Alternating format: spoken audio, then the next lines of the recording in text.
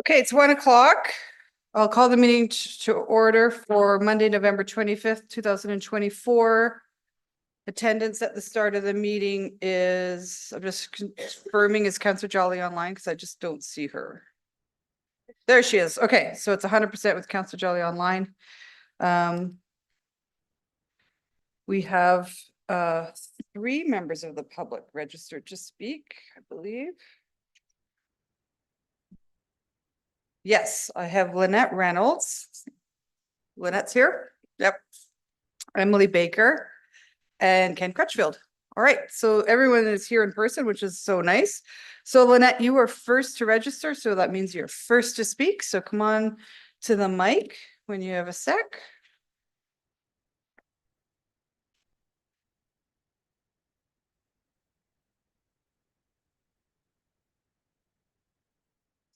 So, yeah, be careful. All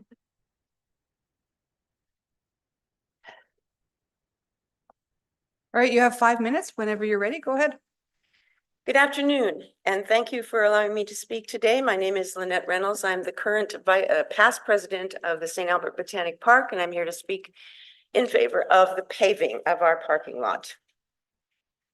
The brand of St. Albert is the Botanic Art City, and it's my understanding that that was part of the reason why. Part of the reason was because of our beautiful park, St. Albert Botanic Park, which has been here for 35 years as of next year. It's my understanding also that there are about 112 parks in the city, many of which have paved parking lots. We don't. Consequently, I'm going to give you 3 good reasons why it should be paved. The first is safety. I have personally witnessed several occasions where there were near collisions in our parking lot because of the fact that we don't have designated flow of traffic lanes. We don't have designated areas for the large vehicles, buses and limousines. And the parking lot really just isn't even big enough at times for our own volunteers. There are times when we have a full complement of people working and the parking lot is full of our cars. A paved parking lot could be expanded somewhat. It could have designated areas for those large vehicles, and it could have designated flow of traffic lanes. Safety, the first issue. The second is accessibility. Over the last 10 years or so, our volunteers have actually built some of the sidewalks in the park, and we have worked hard to get the grant money and the donations to make the rest of our sidewalks possible. The result is that the entire park is wheelchair accessible and accessible for our own work vehicles, wagons and wheelchairs and what have you. And the only thing that isn't accessible is the parking lot. Last year, we had an elderly gentleman in a wheelchair who got stuck in the gravel. We had to go out and rescue him, pull him out because he couldn't get loose. Brides and bridesmaids stepping out of their limousines with their high heels and their beautiful gowns, I think would much appreciate a paved parking lot as opposed to the gravel and sometimes muck and mud and dust. And I personally had an experience this spring. I had knee surgery. I was, stuck with a walker. We had wet mud in the parking lot. We had construction going on, which meant we couldn't park close to the sidewalk. I couldn't negotiate the parking lot to get to meetings. So I missed several meetings.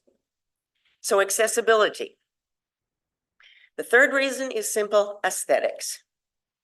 You saw, I believe, some 700 signatures, close to 700 signatures on the sheets that we distributed. Several of those sheets we had at the market, the farmer's market, on 2 different days this summer. I was there for both of those days. Every single person who signed said the same thing.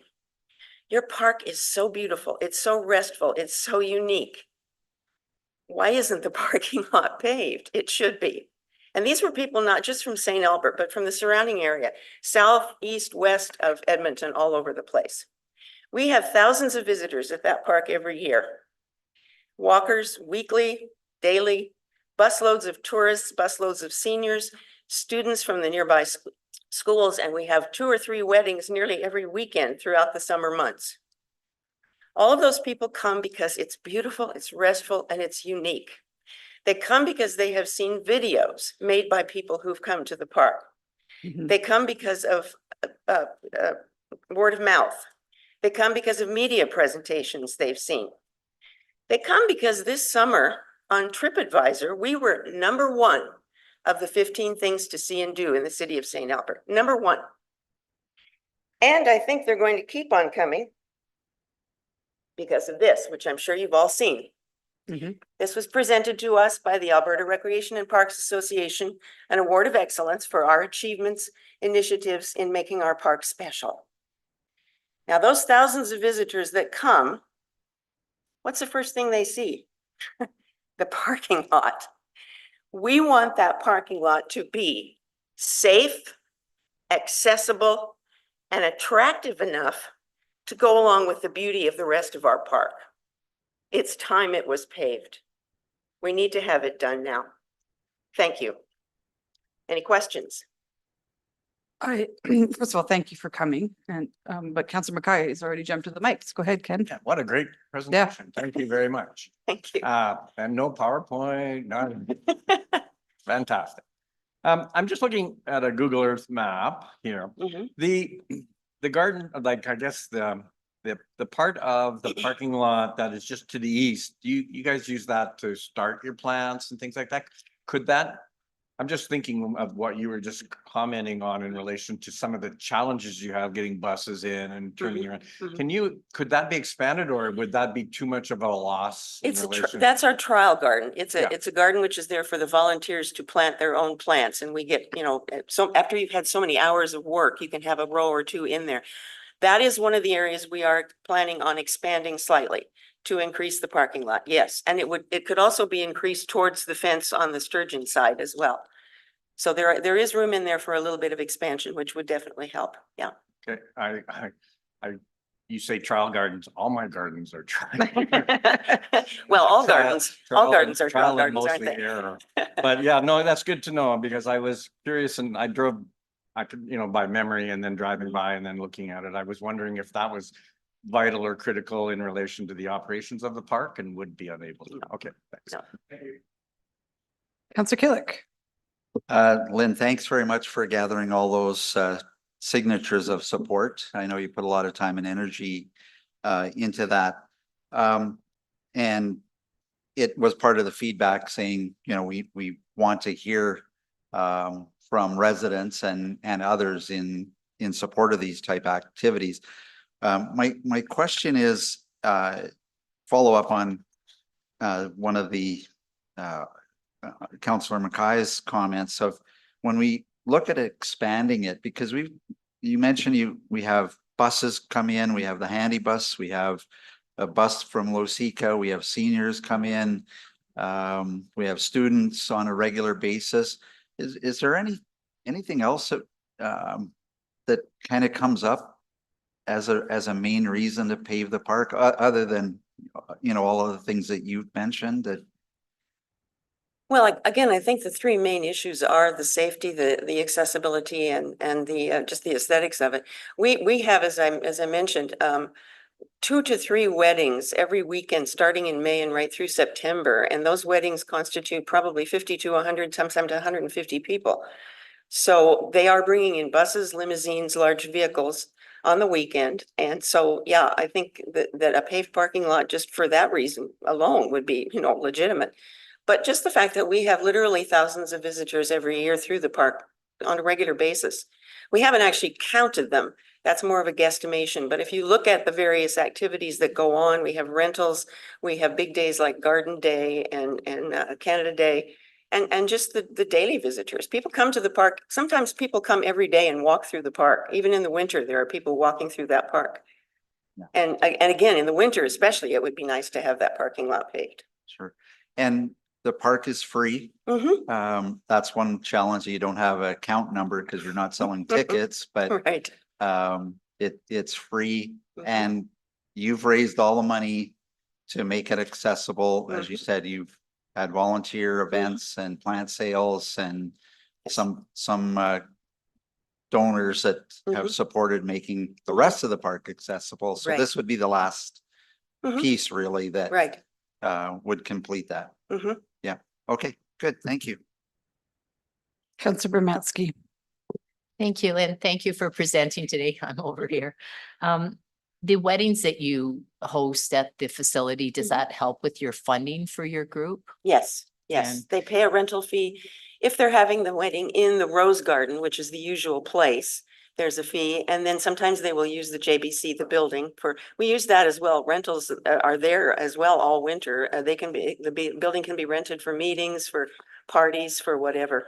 Right, and so you're fully accommodating to the best of your ability for those weddings. You probably couldn't host any more than. Probably not, no. Right. We have a large complement of chairs that need to be put out every time we have a wedding. And there are days when we have 2 different weddings in the park, in the Rose Garden. And so it's a big task for our volunteers just to get everything ready on a weekend. Right, and do you have people coming there just to do their photography for a wedding? Yes, yes, sometimes they come just for the pictures. Yeah. Okay, and they just do that at their own discretion. There's no charge for that or? I think if they've booked it, there is a bit of a charge. Okay. Yeah. Okay, that's all my questions. Thank you. Counselor Broadhead. Thank you, Madam Mayor, and thanks for your presentations today. I love your gardens. Been there lots. And nobody's arguing, quite honestly, the need. Question is there's lots that need to be paved. So my question is, you had some construction going on this year, Mhm. right? You built. So how did you fundraise for that? There was a grant, I believe, and then we also had a large donation, I believe, from the construction company. I think, yeah, there was a large donation made by the actual construction company for the construction of that garage, which was absolutely necessary because we have a lot of equipment. We have trucks, mowers, snow blowers, we have 2 gators, and we had a marvelous donation this spring of a golf cart, which all need to be protected through the winter and even through the summer months. And so we needed the extra space. Also just workspace for when we're potting plants in the spring and doing that sort of thing. So it was a necessary construction. Yeah, fair enough. Question ever come up to fundraise for a parking lot? It hasn't in the past, no. Yeah, I suppose that's a valid argument, but it just hasn't ever come up. We weren't given that option in the past, I don't think, in terms of a number of things. So, yeah. I'm just torn Mhm. and whatever, I don't even know how I'm gonna vote yet. We voted on this about a year ago Mhm. and there's great argument to do it.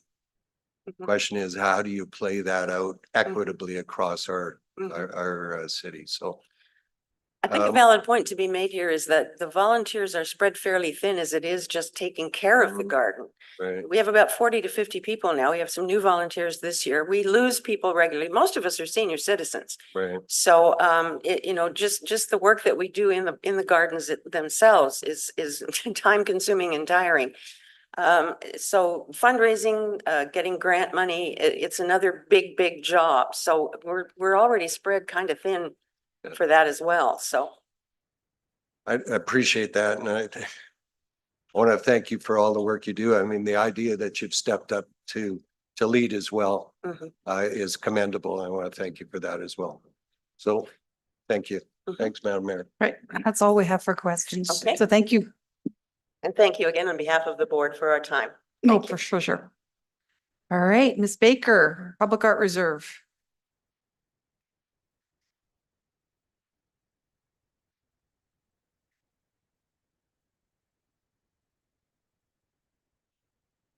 Thank you for joining us. And of course, thank you for your time volunteering for this advisory committee and stepping up as chair. Hopefully we'll see you on December 10th. You have 5 minutes whenever you're ready. Perfect, thank you. So hello and thank you counselors and mayor for having me today. My name is Emily Baker and I am now the longest serving member of the Arts Development Advisory Committee, the current chair and local public art enthusiast.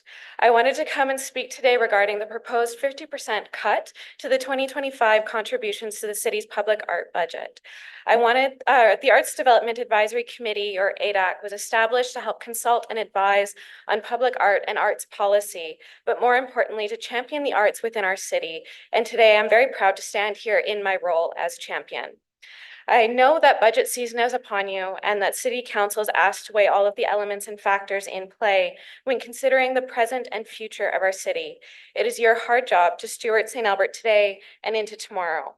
But the responsibility of stewarding our community doesn't end with the practical, the nuts and bolts that are needed to run a city of over 72,000 people and growing. Stewardship requires more than that. You are asked to consider the heart of the community, the well-being of its citizens. In essence, it is your responsibility to set in motion the work of making this city a community, this house a home. I want you to close your eyes and think of your own home. What makes it more than four walls and a roof? It's evidence of your presence, your family, your past, and your values. There are things that bring you joy, that remind you of who you are and who you'd like to be. Now think about what makes a city feel like home. The answer is the same. It's the moments of seeing ourselves within the city, our past, our values, and our future. It is sites of joy and connection. On a city scale, public art fulfills the same function as those moments and objects that you pictured when you thought of your own homes. Public art brings life and vibrancy, creates connection and conversation. It is one of the most beautiful ways that any city and its citizens can think, celebrate, connect, and encourage. Public art works to make the city a community, this house a home, and it creates space for the many smaller communities, networks, and families to feel part of a larger whole. For the last 4 years, ADAC has been consistently blown away by the thought and care that your city staff, the community services team, brings to their approach to public art within our community. It is not rushed or reflexive, ill-conceived, or haphazard. They are intentional and they work from a place of deep care for this community. With ADAC, we talk through all of the nuances of the plans, their suitability to the community, and how they can add to our home. Public art created with the care and intention that your team brings to the table needs time and consistency. It requires building relationships between departments and with the community to know where the opportunities may be, what stories are still waiting to be told. It takes time to consult on what projects may be most appropriate and care to ensure that whatever projects move forward are done with the highest degree of quality, consideration, and care, both for the present and for the future. With the pandemic and changes in staffing, those relationships have had to start from the beginning more than once. But regardless of that need to start from the beginning, Jacqueline Blackwood and Andrea Bowes have come forward with a beautiful, thoughtful, and innovative projects for the short term, and they have a brilliant vision for the years to come. Their vision for 2025 is bright and vibrant. It's kicking off a new year by bringing local artists back into the downtown. And there are 3 new projects that we are planning to discuss this Wednesday, projects that expand public art outwards into areas of the city that have not seen it before. Public Art Reserve will cover these endeavors for 2025, but your team is excited and inspired. They're looking forward to both small and large-scale possibilities in 2026 and beyond. And that planning, those internal conversations have already started to happen. Departments within the city want public art involved in capital projects, but for long-term planning, which is required to bring large and long-lasting public art into public life, requires predictable, consistent budgetary support from council. In the grand scheme of city budgets, what's allocated to public art is not a big ask. It isn't enough to overhaul infrastructure or build new buildings. It isn't enough to noticeably impact the taxes that I and other residents will be paying. But it is more than enough for murals that can last up to 15 years, or mosaics that can bring color and life for much, much longer. It is enough to incorporate public art into new parks and playgrounds, to revitalize forgotten spaces and neglected walls.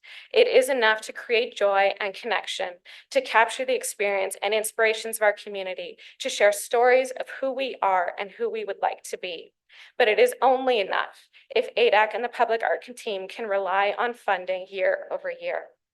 And that is why we have a policy, the public art policy, which was approved this past May. I've been thinking a lot of how to describe the impact of supporting public art. Your over 5 time. minutes is up, so Sounds just good. if you Can I do could. my last paragraph? Of course, yeah, that's just giving you an opportunity to wind it Okay. up fast. Yeah. Will do. And so I've been thinking a lot of how to describe public art over time.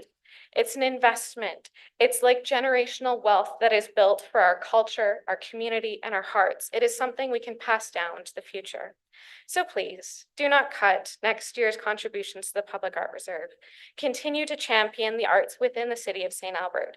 Provide the stability that is needed to ensure that St. Albert continues to be a city that feels like home now and into the future.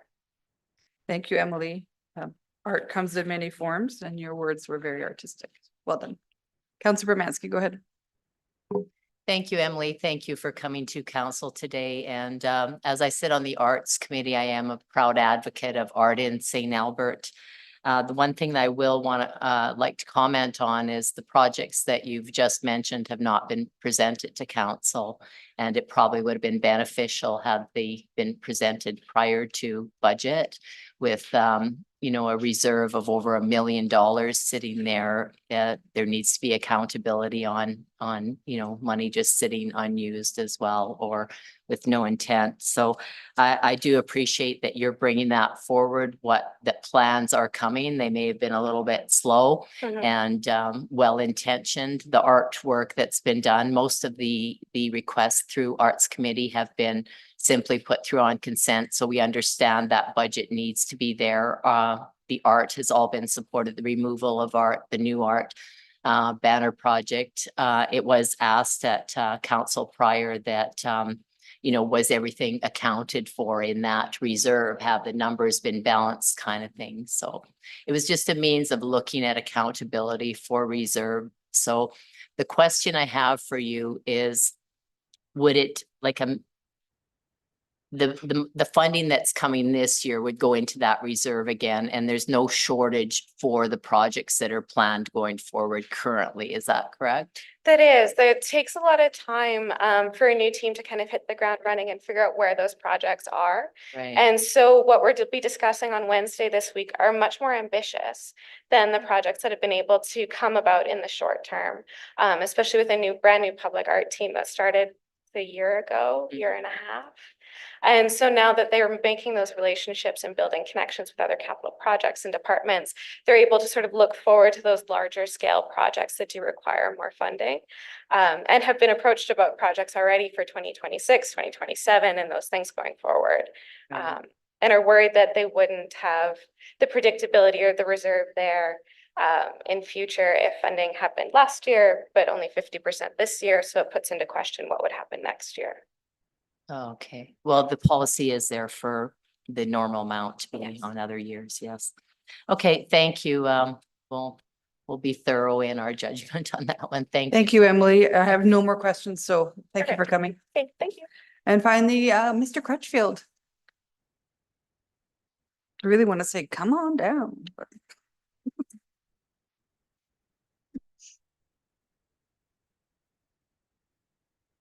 Thanks for joining us. You have 5 minutes whenever you're ready.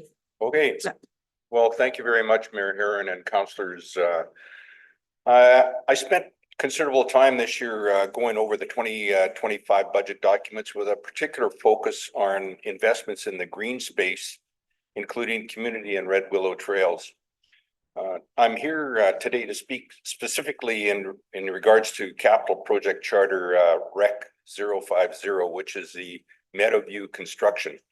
This is a proposed Red Willow Trail construction adjoining Riverside neighborhood from the existing trail east of the CNR Railway Trestle to the Grey Nuns White Spruce Forest. This section of Red Willow Trail has a critical connectivity for the entire Red Willow Trail system. It connects to the Lois Hole Centennial Park, connects to the Grey Nuns White Spruce Forest. It ties in the Meadowview Diamonds. It ties into the historic River Lots and Elevator Park, where St. Albert is proposing to spend some substantial sums of money. It ties into the Red Real soccer field, the rugby fields, the Real football field, the campground, the BMX track, the Founders Walk, the St. Albert Art Gallery can be reached by these trails. Woodland Spray Park, the Legion Ball Diamonds, the St. Albert Botanic Park, Kingswood Park and the cross country trails, and Lot 56. I'm arguing the point that the trails link assets, significant assets that St. Albert has invested a lot of money over the years into, And it provides walkable access to amenity and businesses. Something that St. Albert is very proud about, talking about, that it's a walkable city. But I would also argue that those trails provide long-standing dividends 24/7, 365 days of the year. And I believe it is something that our residents very much appreciate. But we also have, as was mentioned here earlier with the Botanic Park, significant non-resident use over the course of the year that should be of keen interest to our business community. I don't want to put salt into a wound, but during the Millennium Park debate, I stood at the connection of the Children's Bridge and Red Willow Trail collecting signatures. And what have really amazed me were the number of non-residents that were coming into St. Albert and using the trails. If there was any comment that I heard that was a bit of a gripe with them, was the fact that they didn't understand where all the trails went, how they were connected. And I really believe there's something here that the business community could tie into in terms of supporting some trail signage, as well as pointing people to amenities. Personally, I've witnessed all of this firsthand, as I said, while I was collecting those signatures, but this project in particular has been a long time coming and should be seen as a must-do priority for 2025, as it will complement improvements in the flow and continuity of Red Willow Trail, as well as proposed work on Oakmont Trail and other projects down the way. So I'm here today not to be critical. I'm here to say I support the fact that it's a funded, capital funded project, and it's certainly something that should go forward with much haste. Thank you very much. Thank you, Ken. Councillor Hughes has a question. Yeah, I wanted to let you know, Ken, that there's no motions to remove that from the budget at this point, and I don't foresee any Nope, motions nope. coming, so that project is not in jeopardy right now. Good. I was just wanting to be overly cautious. No, it's good. Sure, it's all good, so you can Always just welcome. exhale, there's nothing on debate to remove that at this moment. Okay. Thanks. Thank you. Okay. Okay, council, we're on to consent agenda, which still has three motions sitting there. So can I have somebody make that consent motion? Go ahead, Councillor Broadhead. That the recommendations in the following agenda reports be approved. 5.4, council desk replacement. 5.6, transit shelters, trans 003, and 6.12, corporate security risk mitigation operating business case. Perfect. Call for the vote. Right, Mayor. Oh, sorry. I have 6.2 is climate adaptation specialist. Am I looking at something different? It's 6:12. 1, 2. It was pulled by Wes. No, 6.12 is PM 25-025.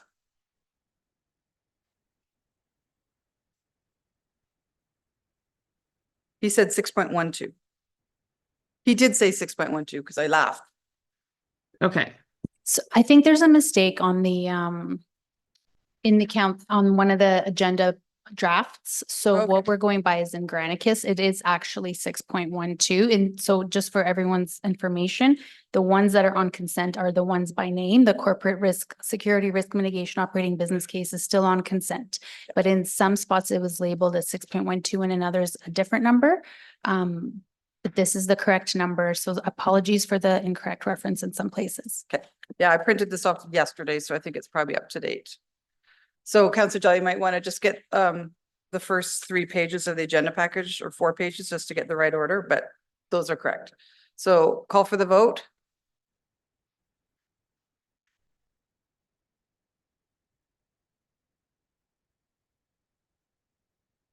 Vote is closed and that passes unanimously. Okay, so we're moving on to 4. There was no utility motions and we're on to capital. So before we start, council, I sent an email last week, I think, to try to indicate that we'd like to get through this all today. I did a little bit of math. So there's 42 motions, 3 that are gone now. And if I was to take us till 7 o'clock tonight with a half-hour lunch, that would be 5.5 hours. which would be 7.9 minutes per motion. But now that we are already at 1:30, we'll probably be maybe 7.5 minutes per motion, something like that. And I think I confused a few of you. I'd sent out a motion saying if you're going to pull something from consent, say whether if it's voting or for debate, that's obviously my fault. If it's pulled, it's open for debate. So you don't have to say that it's for debate. Normally I'd say pull if it's for voting or for questions. So that was mine. I knew there was 2 reasons to pull something, but anyway, so if it's pulled for voting, I'm assuming it's just because you don't want to support the motion, which is fine, but debate is always open. I have confirmed with Ledge and legal that our policy that limits our debate to 5 minutes works for committee of the whole and council meetings. I did not know this, but Cheryl keeps a secret log of when we start our debate comments, and she'll be doing that again today. So please keep it. I would say under 3, but if you have to go 5, we'll see. And then we'll see if we can get done today. Councillor Jolly, you're leaving at 6:15, is that correct? Well, yeah, so Mayor, in our Yeah. calendars, this meeting goes till 6 o'clock. Was that an error? Yeah. That was an error. Well, I think all our council meetings are put in a calendar for a time, but we always go over, so I didn't think about that. And one of the reasons I was trying to push it through today is because you had indicated you would be not here. We started the meeting on Wednesday, so I was hoping to get it done, but we'll see where we are at around 6. And then if we want to continue plowing through, and if you're okay with us doing without you, Councillor Jolly, we can. If you want, we'll have a conversation at that time. Okay? All of you? Okay. Okay, so first motion is Councillor Hughes, 5.1, dog waste bag dispensers. I'll get you to read the motion in. Yep. And just so you know, Mayor, I think there's a couple in here that are contingent and will be removed. So we don't actually we have at least 3 less on top of that. Pardon? A number of motions, like some of my motions have been withdrawn because from the background, or I'll be withdrawing them. So there'll be even fewer motions to debate tonight. Okay. That's the good news. That the dog waste bag dispensers are installed at the 40 off-leash areas and replace the current 60 locations across the city that have or had good neighbor bag filling stations for a total capital cost of up to $30,000, including installation operating costs of $9,000 to be funded from the dog license registry fund. And that level of service is updated to reflect these standards. All right, before I accept that, is there any questions? Seeing none, I'll accept your motion. Go ahead, Councillor Hughes. Sure. So, when I look at a lot of other communities, they have this service. We had it, but you had to fill them up yourselves, the bags, which sometimes they were actually empty, even if we had them. And the other communities I've seen, the vast majority of them have it where they provide the bags and have it readily available. So we no longer have plastic bags, which means it's going to be, do we take out this service altogether, or we just simply provide it? In my opinion, this is something I think dog owners value, because sometimes you just run out of bags. And the odds are that if they run out of a bag and the dog decides that they have to go one more time, they're going to leave it because it's just a convenience factor. Few people are going to go back. If we have it available, it's more likely they'll be responsible dog owners. So this is just really about continuing to offer this service, but being able just to offer it even in a better way, because we know that there will be bags there. And it's going to be fully covered by the dog license registry fund, which has ample of money in it to cover it. So it's really a dog service for dog owners and also valued by people who are not dog owners. That's it. Thank you. Anyone else on debate? Councillor Bermansky? Thank you, Madam Mayor. I would just like to mention that I would hope that by approving this motion, the amount of dog waste that has to be picked up after the season, because people don't have the bags with them. We're hoping to save a little money in that area, because it's a lot that's left behind. So keep our community cleaner and provide a service. Thank you.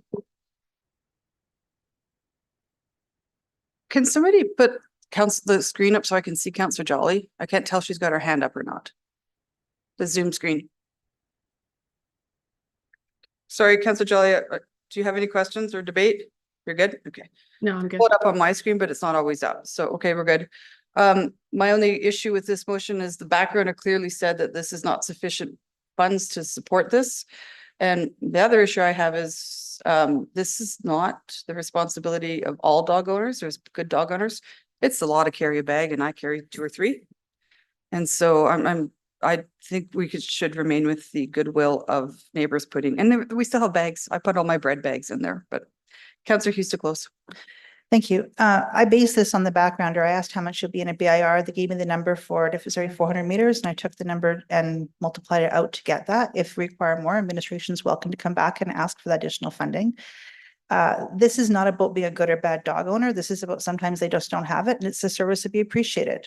People pay a fair bit each year to have a dog licensed, and for that, they get dog parks. It would be great if they also had the ability to just have bags if they need them. So I have multiple, I generally have 45 bags because I have 3 dog leashes, but that doesn't mean that other people wouldn't appreciate it if they happen to run out. Like I said, this is a service for dog owners and it'll be paid for by dog owners. Call for the vote.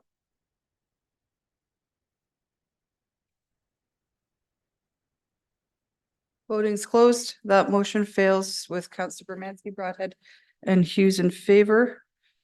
We are on to PM 38, which is Councillor Bermansky. Go ahead. Thank you, Madam Mayor. I'd like to amend this motion to end at unfunded.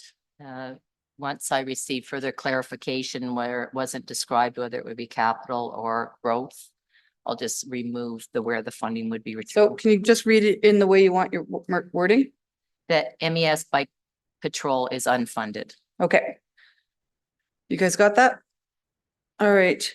Before I accept that, any questions? Seeing none, I'll accept the motion. Go ahead. Thank you, Madam Mayor. Through the information request on this particular subject, it was interesting to see a different side of what the intent was. The original intent mentioned from previous conversation with council was to have more visibility of officers at public events, making people feel safe and have approachable contact with the community police members, which I would have thought would have been positive.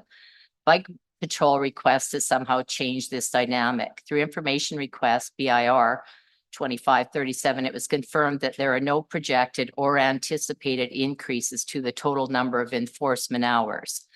It is also mentioned that the CART or current enforcement program is more beneficial when high visibility is desired, which makes sense for public events. Information request suggests that cost of bikes in uniform is only giving us a more covert means of patrol that may give officers the reputation of being unapproachable and punitive, which is not beneficial at public events or celebrations. The great work that officers provide to the community is positive as it exists, and there is concern that funding this unnecessary duplication may be detrimental change at a cost to the taxpayers. Also mentioned in this was the enormity of the police budget as it exists to put forward cost of uniforms and bikes for this project. I could see would be in regular budgeting. That's all I have on this one. Thank you. Real quick before we vote, I just, because there's 2 MES bike patrol motions and I was getting confused. 38 was to unfunded. Was it not? So the motion hasn't changed. The intent, I think it was about the disposition of those, the $12,000, if in fact it's unfunded, was removed because it wasn't required. And her motion said a return to the capital reserve, but they weren't coming from the capital reserve. So now it just, okay. Sorry, making sure we're right. Okay. Councillor Mackay.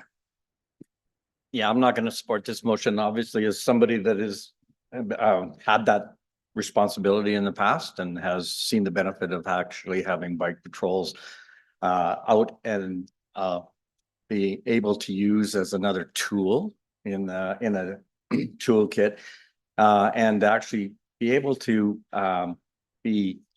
provide proactive patrols in our parks, all our green spaces and our trail network, as a previous speaker just identified. You can't ask for something a little easier and more approachable than a MES officer actually riding on a bike. And as somebody who uses those trails and the trail network quite often, at least in the summer, I don't know how many times that I wish that I would have actually seen an MES officer on a bike or on a cart or anywhere else. In that fact, they could even have been on foot. However, it just gives them an opportunity to promote more public safety. It acts as a deterrent because I know it acts as a deterrent because a lot of people don't expect to see a enforcement officer on a bike. And it also, it does speak to actually being engaging with the community at a really easy level that you can't really have when you're riding go in a golf cart or in another mode of transportation. So I see this as being a real small amount of money to put forward, $12,000 just to buy the equipment so that our members can actually use this as another tool. So I'm not going to support the motion to defund. Thank you, Councillor Mackay. Councillor Hughes? Yeah, I'll be supporting it because I don't see what extra it provides beyond what we would get from a golf cart. And the golf carts can often go even faster than the bikes. So there's just physical limitations about endurance, et cetera, when you're doing a bike, if you have to do anything with pursuit, and you can certainly be able to access the trails of the golf carts. So I'm just not sure of the need for this. That's it. Thanks. So Jolly's no hand up. Okay, Councillor Bermansky to close. Thank you, Madam Mayor. It was the term covert that made me feel that this was, you know, I did have the information requests prior and trying to understand what would be gained by this, but the way it was described to me, it would be covert operations, which isn't being visible to the public. It's more described as watching the public from a distance or simply sneaking up on the public. I do believe the police do a great job. The carts that they currently have are on the trails. I'm not sure that bikes are as weather dependent as the carts anyhow. We have a lot of sun, we have a lot of rain, we have a lot of days that they simply wouldn't be out. It is another choice, but when we're not gaining any extra enforcement by the project, we're just leaving the golf carts parked and going on bikes. It doesn't seem a needed choice at this time. That's it. Thank you. Call for the vote.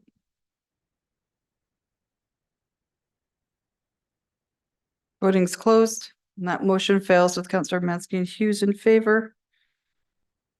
We are now on to the other MES one, which is Councillor Hughes. I'll get you to read it in. That the MES Bike Patrol for $12,000 is funded through the Capital Reserve. Any comments on that one? I understand that it's split between bikes and uniforms, but these are all really one-time purchases. And so one-time purchases fall into the category of capital. And so I'd rather just take it out of a one-time purchase fund than take it out of the future tax dollars. Out of operating, that's it. Anyone else on debate? Seeing none, I'll call for the vote.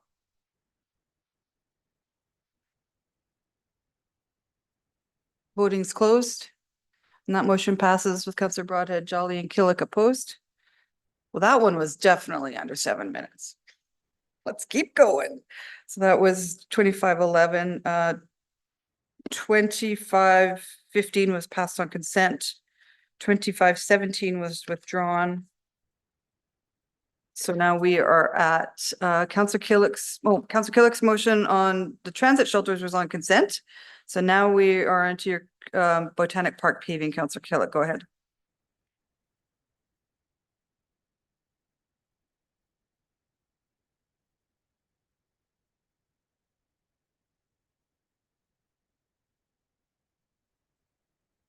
That engineering -084 Botanic Park paving be moved from the capital growth unfunded project to the funded project for design in 2025 for $100,000 and advanced construction for $1,002,500 in 2026.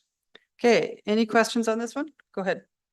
Actually, just to administration in relation to the $100,000 for the design. I mean, I wasn't quite positive and I looked in a number of different previous versions. Is $100,000 current costs as we are looking for potential design, or is it actually going to be greater because of some of the, I think some of the changes? I'll ask Dean Schick if he can jump in and answer that one, Councillor. Thank you for your question and through you, Madam Mayor. Essentially, that $100,000 is anticipated from past experience. It's estimated from previous design work that we've done on other similar projects. If the scope were to change, as an example, we were anticipating that we would be kind of focused on the existing parking lot structure, not really considering expansions or anything like that. We would be estimating that at the $100,000, but yeah, I believe that we would be comfortable with that value to put it out for tender for the consulting services. Just to follow up while I have you, Mr. Schick, in relation to the actual dollar amount then that would be related to construction, that's a 50% estimate. We're really in that fudge factor here, correct? And that's my words, not yours. Yeah. Through Councillor, that's the technical term we like to use. And so it's 100% its concept at this moment. So it's taking the existing area, again, not considering any kind of expansion. We've taken linear kind of estimates based on area of the parking lot for paving, storm management facilities and curb work and whatnot, and applied that to that scenario, and then added a pretty substantial contingency to that work as well. So there is a large contingency built into that $1 million. There's I believe on the I can just check to make sure. There's for the contingency, we put a fair amount. Yeah, we're at about a 25-30% contingency. All right, thank you. Sorry for delay on that. That's okay. Councillor Romanski, questions? Yes, thank you, Madam Mayor.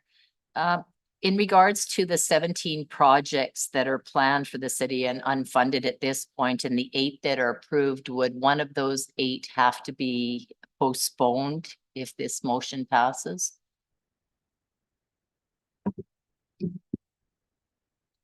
Through the chair to Councillor Bermansky, at this time, no. We have adequate funding for the 25. However, moving forward into 26, 27, and 28, based on the funding required for the recommended projects, we would probably have to look at either revising some of the scopes or whatever. So for 25, we're fine, but moving forward, it will impact future projects being looked at. Okay. And then in the background, or it mentioned the drainage in the area. So is there a focus in the future of more permeable surfaces, or could we run into additional costs for drainage in the area?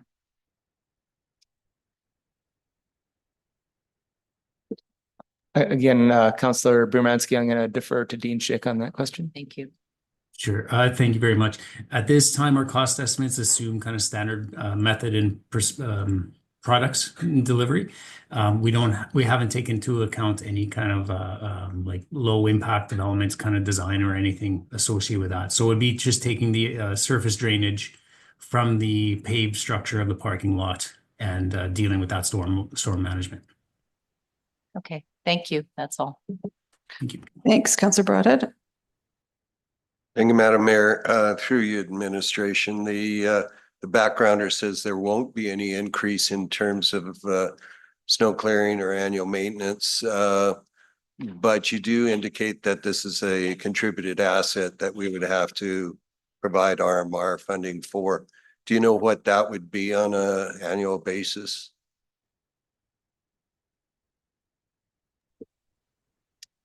I'll call Dean Schick again to the floor. So I wasn't too sure. I just like to hear my name announced, so that's why I'm waiting. Through Councillor Broadhead, the added maintenance is largely around the pavement structure. So anything from injection patching to pothole repair. Some of that is offset with the existing support that public operations does for the gravel placement and dealing with any kind of deficiencies of the gravel structure itself. Unfortunately, I don't have an exact number to provide, but that would be something. I mean, on average, maybe ask if public operations is available on the call to talk about any kind of responsive maintenance or anything like that. But we'd be looking at, anywhere from on a capital side, it's less than $5,000 a year in terms of added maintenance costs, but it'd be spread out over time and dependent, I guess, as well. I shouldn't speak out of turn. It depends on what loading and possible implications are in that area for use. And so, but all that would be taken into account with the design for the pavement structure as well, for the location and the needs. So we try to mitigate the ongoing maintenance costs overall. Okay. Appreciate that. Kind of an unfair question out of the blue, I think, No, but in any case, thanks for those comments, Mr. Schick. Appreciate it. Councillor Hughes? I don't have a question. I just want to split the motion after 2025 for 100,000 and then do the construction as a separate vote. That's it. Thanks. Sorry, you want to amend?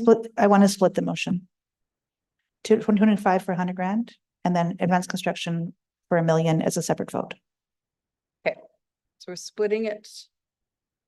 You guys got, So, Mayor, okay, my apologies. Could I ahead. add one piece to that last question very quickly? yeah, I absolutely. offside doing so. Just wanted to be aware that under the current construct, the parking lot is a lease area and it's leased to the Society of Friends of St. Albert Botanic Park. So under the lease, currently, they are responsible for repair maintenance of capital assets, which includes the parking lot. And so paving that parking lot, as you look at the maintenance cost holistically, would be part and parcel of those discussions going forward. Okay, I see no more questions. Oh, Councillor Jolly, you're good? Okay. I'll accept the motion. Councillor Killick, go ahead. Excuse me, can I ask a question? Absolutely.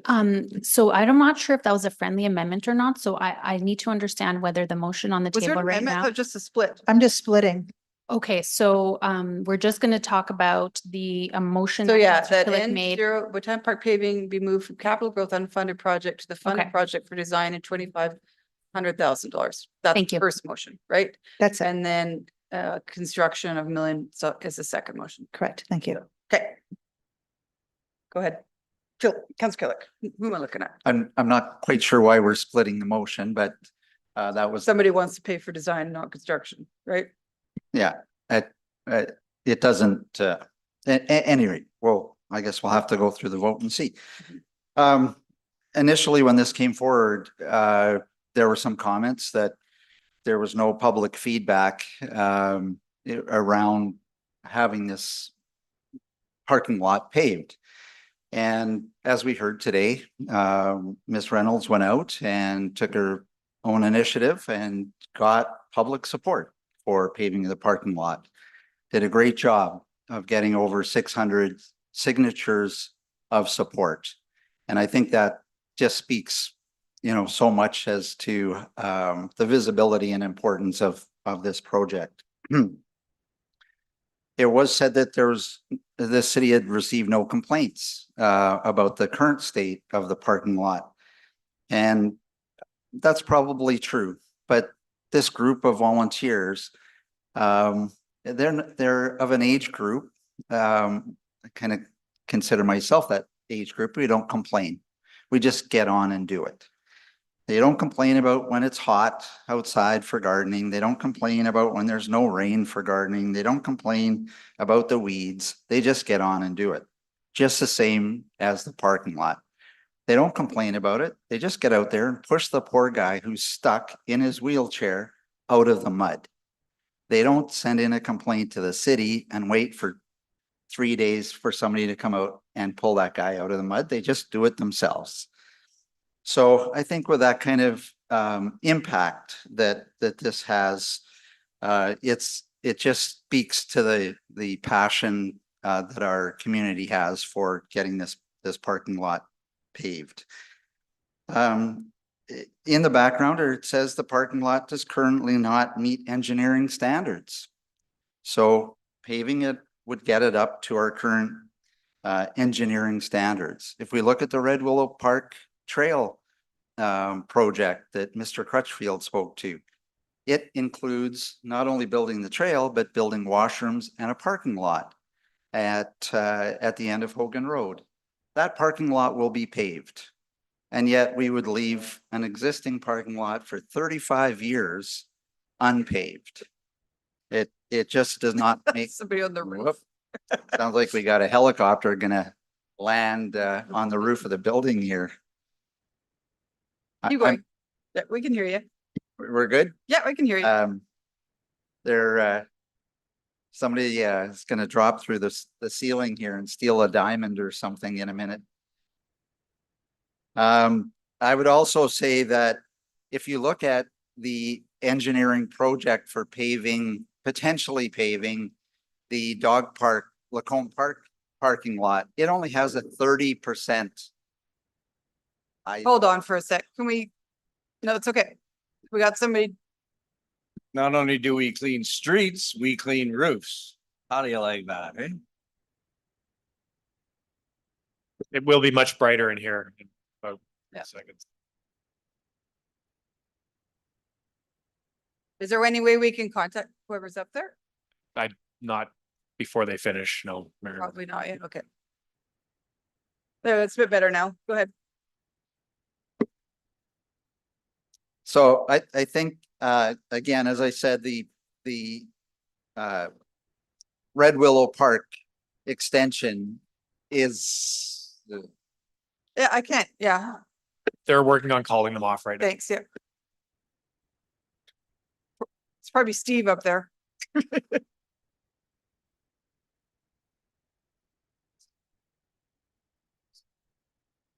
Yeah, probably. Yeah.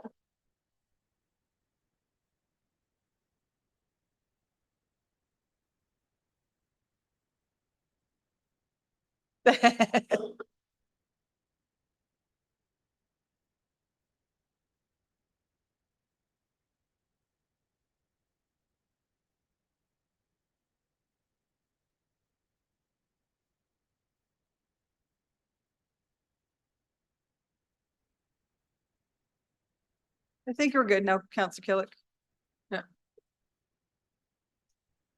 once the snow is removed from the skylights, it'll shed a lot of light on this project, so. Anyway, so as I was saying, and I hope everybody can hear clearly, if we looked at the $8 million Red Willow Park Oy, oy, oy.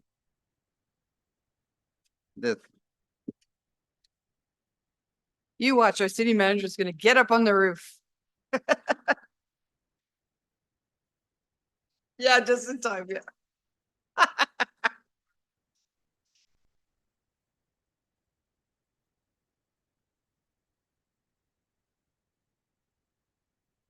Stuff is falling down. Yeah, no.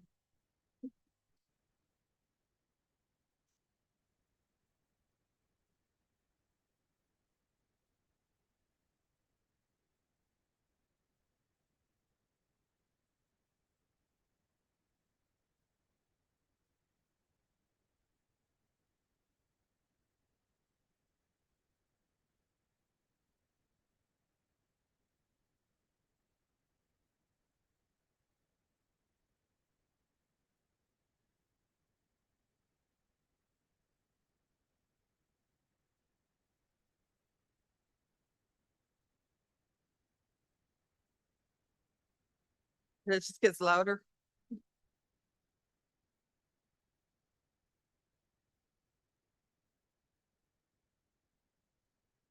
I bet you Bill ran up on the roof. Is Bill gonna come back with snow all over him? Can you see him from where you guys are?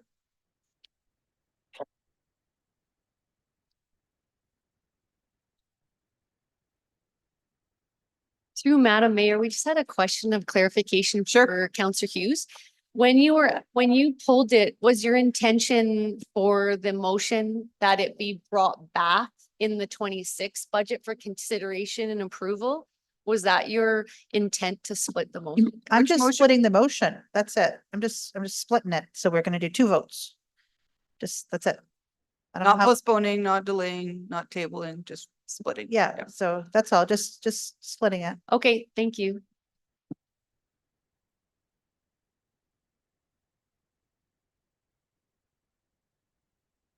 Okay, go ahead, Councillor Killick. Okay, Oh, there- Jesus. third time lucky here. Red Willow Park, $8 million project. It's gonna have a paved parking lot. I'd also note that the Lacombe Lake parking lot project of approximately the same size only has a 30% contingency built in that budget. And yet, as Mr. Schick indicated, we have a more than generous 50% contingency built into the Botanic Park parking lot. So I think we have lots of room to accommodate the second motion on budget funding and getting the job done.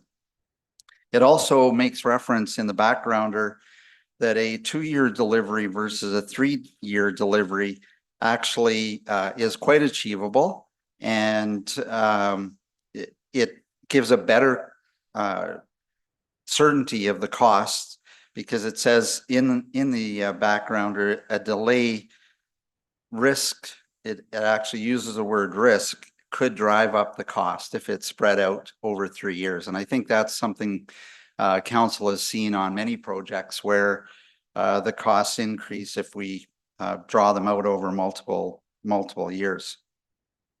I would just say the Botanic Park has been very supportive of working with the city and achieving its accessibility goals. They have paved all of the walkways in the park, and they've gone above and beyond to partner with the city in extending the pathways from the Botanic Park across city land and connecting them into the city Red Willow path. This again shows that there is absolute partnership with the city. The comment that was brought forward under Mr. or Councillor Mackay's question about would they expand it to help accommodate, I think is another indication of strong partnership. They're willing to give up some of the most valuable land, garden land, that is assigned to the volunteers for their small garden plots, and actually use that to try and expand the parking lot to maybe give a couple of additional parking spaces and some larger turnaround time. So that just again shows that the Botanic Park, and that may influence the eventual design, as Mr. Schick said, and planning, but it shows strong partnership between the Botanic Park and the city. 35 years of volunteering. I just don't know how long they would have to wait to get this done. They've spent hundreds of thousands of hours the city has spent hundreds of thousands of dollars on making things accessible. We have accessible curb cuts on all of our sidewalks. We have accessible washrooms. We've spent tons of money on. We have accessible buses, and yet enhancing the Botanic Park parking lot would also add to some of those accessibility and access that is desperately needed in that parking lot by paving the parking lot.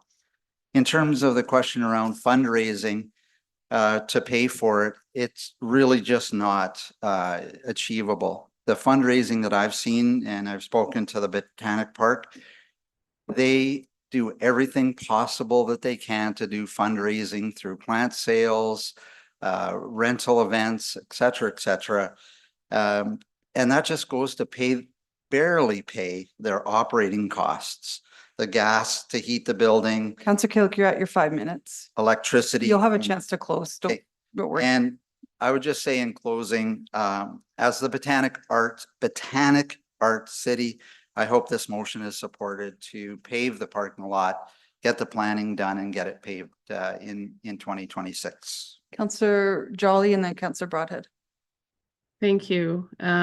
So this would be an amazing project if we had unlimited funding, but we don't. And, you know, ultimately it doesn't meet the threshold of a project that hits our top priorities, including projects where accessibility is paramount. At the end of the day, $1 million is $1 million. And anyone who's seen our 10-year capital plan knows that it is already severely underfunded without the approval of projects that are lower priority and outside our process for determining prioritization. You know, good governance depends on process, and that means we can't do everything. So I just can't in good conscience support this project. Thank you. Counselor Broadhead. Well, I was going to say that Councillor Killick and Councillor Jolly spoke to both sides of the question fairly eloquently. I've been torn about this for quite some time because I do believe in the value that the Botanic Park brings to our community. It's huge. And but I also believe that $1 million is $1 million, and to the point that Councillor Jolly made, how do you justify this in the midst of a priority matrix that defines how we do business? So I'm contemplating how I'm going to vote. Here's my thought on this. It is it's a good thing to pave our parking lots. And it would be nice if we could pave them all. And that is a big elephant. But how do you eat an elephant? One bite at a time. And so where do you start the project of paving parking lots in our community that are well used and well frequented by those who are in need of firm surfaces for accessible purposes? So that's my conundrum. And in the next couple of minutes, as I hear more debate, I'll find out how I'm going to throw my vote. Thanks, Madam Mayor. Thank you, Counselor Hughes. So this motion is just for the design element for 100,000 right now. And I'm going to be supporting this motion, Councillor Killick, because I think that, as you said, how are you going to bite an elephant? Well, here's the first bite, is we actually have to figure out how much it's going to cost. And there are a few more complexities with this, which is why I split it, because we do have the fact that non-permeable substance may cause flooding. I'm not sure if we've looked into how we're going to be mitigating that. I don't know if we actually have stormwater pipes there. I don't think we do. So there could be other issues where we have to figure out different permeability solutions. So as far as the design goes, I think that we need to look into the design, figure out the solution.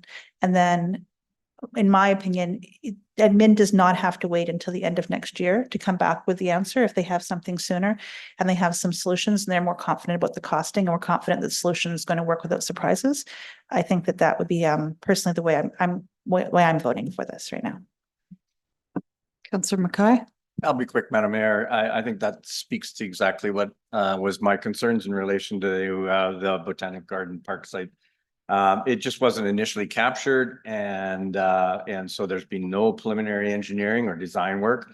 And as we've heard, I mean, there's potential actually that it could actually be bigger than what is initially kind of in the scope, because I think administration was only going to look at paving the existing parking lot, when we know that now there are opportunities to maybe expand it, which would be, I think, beneficial. So I appreciate this being split, because I can see some value of knowing kind of a little bit more about what we don't know, whether it's permeable, whether it's anything that's underground or any other unknowns.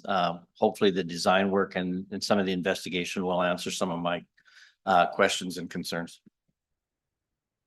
Counselor Bermansky. Thank you. Just one thought for the volunteers, that this plan will actually provide that information of how big the project will be and how long you will have to live without a parking lot, if the plan goes through. So I think it's good to do our research before the process. Thank you.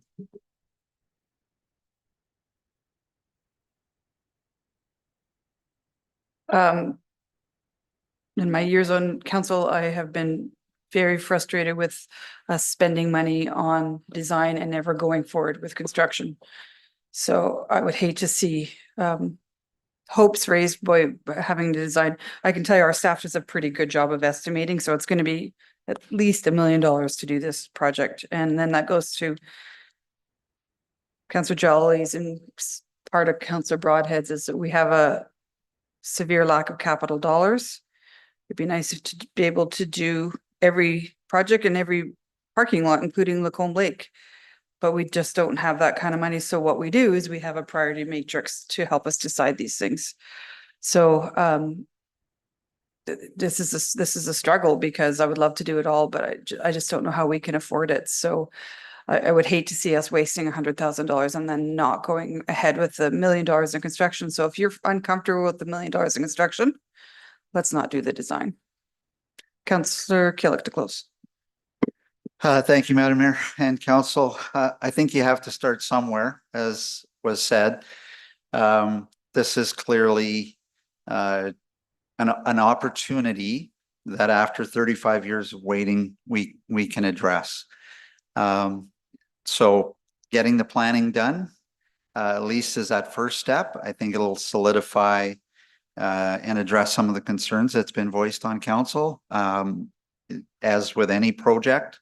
But I really hope that when we come back with a detailed design, we would be able to move to construction and actually get it done rather than just keep kicking the can down the dusty, muddy parking lot. So opportunity to move forward with the plan, fully support that, but I'm doing that in full anticipation that we would also then take the next step to actually do the construction.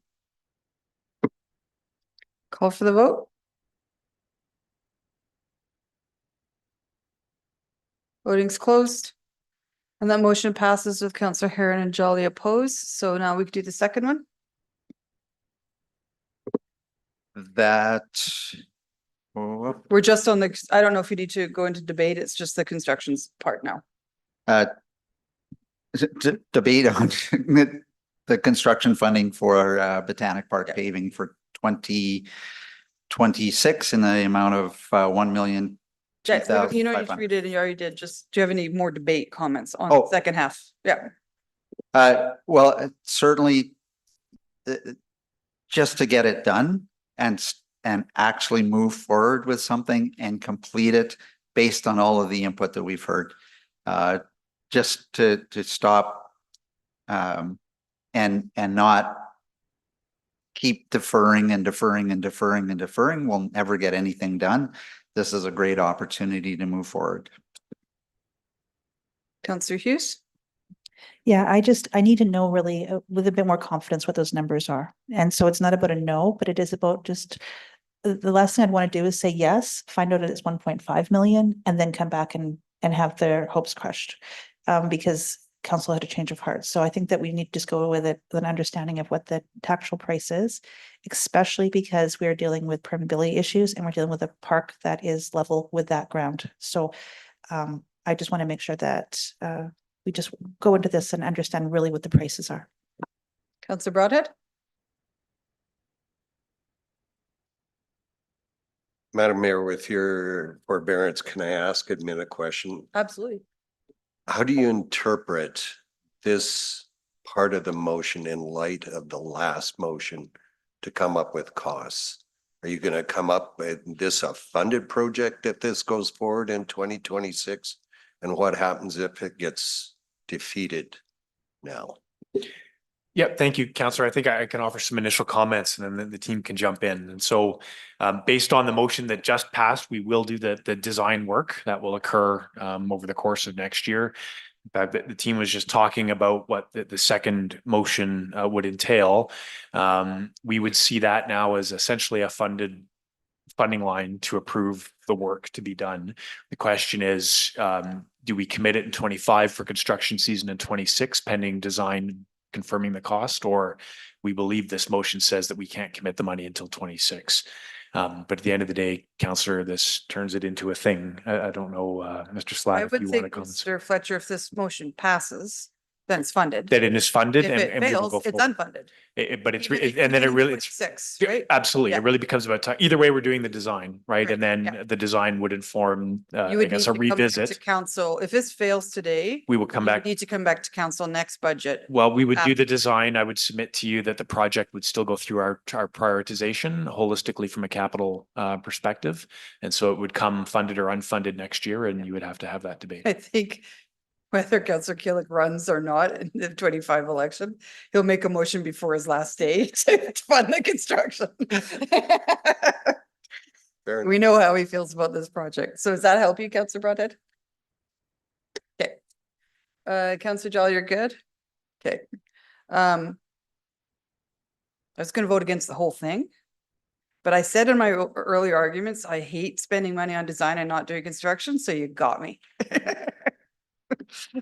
I'm not gonna waste that 100,000, so I will go ahead. You don't have to close, but that's my arguments. Yeah, thank you, Madam Mayor and Council. Again, just the whole concept of moving this forward, I fully support. We would have needed to do a design, a detailed design, in any case. So I'm glad that that passed. I think there's maybe a little bit of misconception around what is permeable surface. The current gravel parking lot is permeable, and so we don't need to do stormwater management. That is a standard thing that we do with every parking lot, or anything has to have stormwater drainage. And whether that's at even the other projects that we would be building, whether it be Red Willow Park or anything else that is on our plan, would have to address stormwater management. You know, we're experts at stormwater management when we talk about offsite levies and all the stormwater challenges that we have. So this is not unique or special to this project, nor is it special or unique to the work that our expert planning team does. So that I'm sure they would be able to manage that accordingly. The opportunity to get to design and get a firm budget number going forward with that large contingency in there, I think we still have room, and it is benchmarked, as Mr. Schick said, against a model that we use within the city for all paving estimates. So it's based on that. Yes, it's not on a design, but it is based on a standard estimating model that the city uses for all of its projects. It is the same model that came up with the design costs for paving Lacombe Park.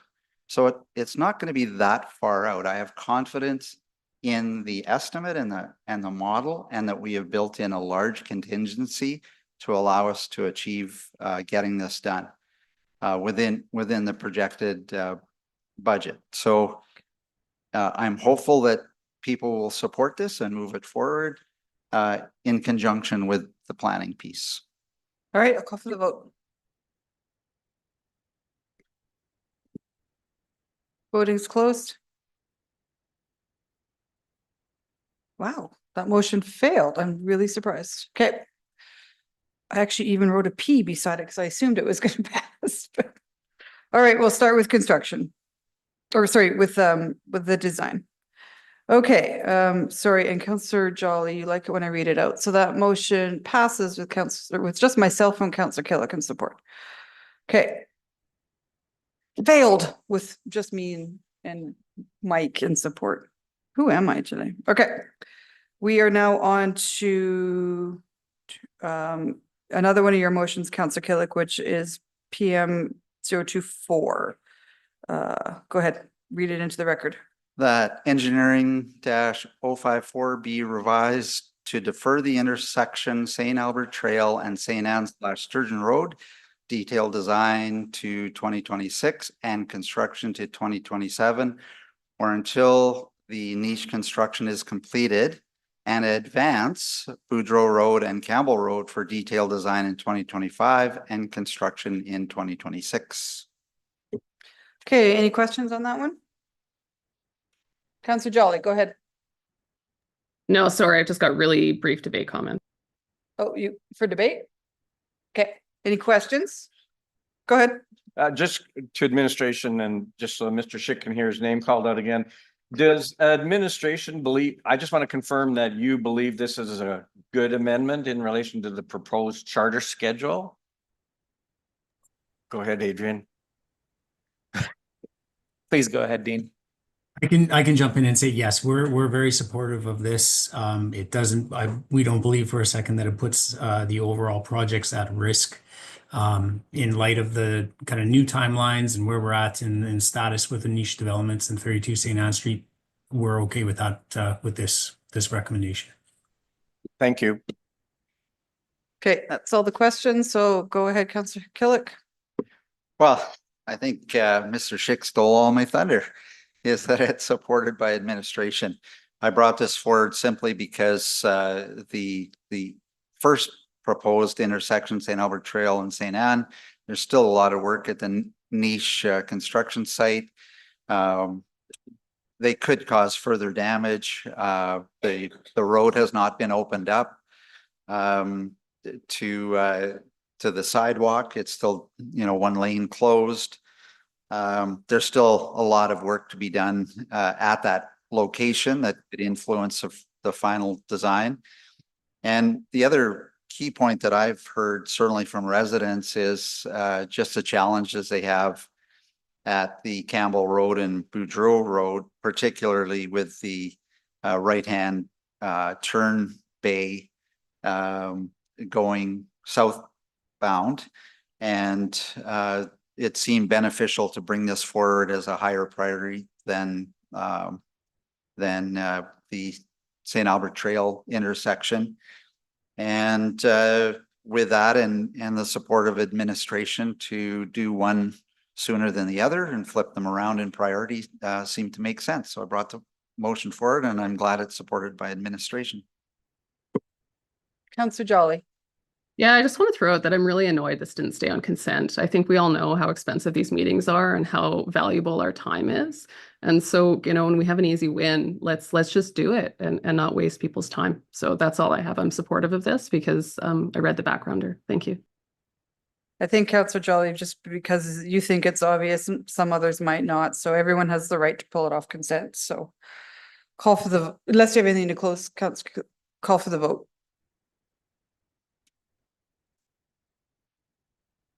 Voting's closed. And that passes unanimously.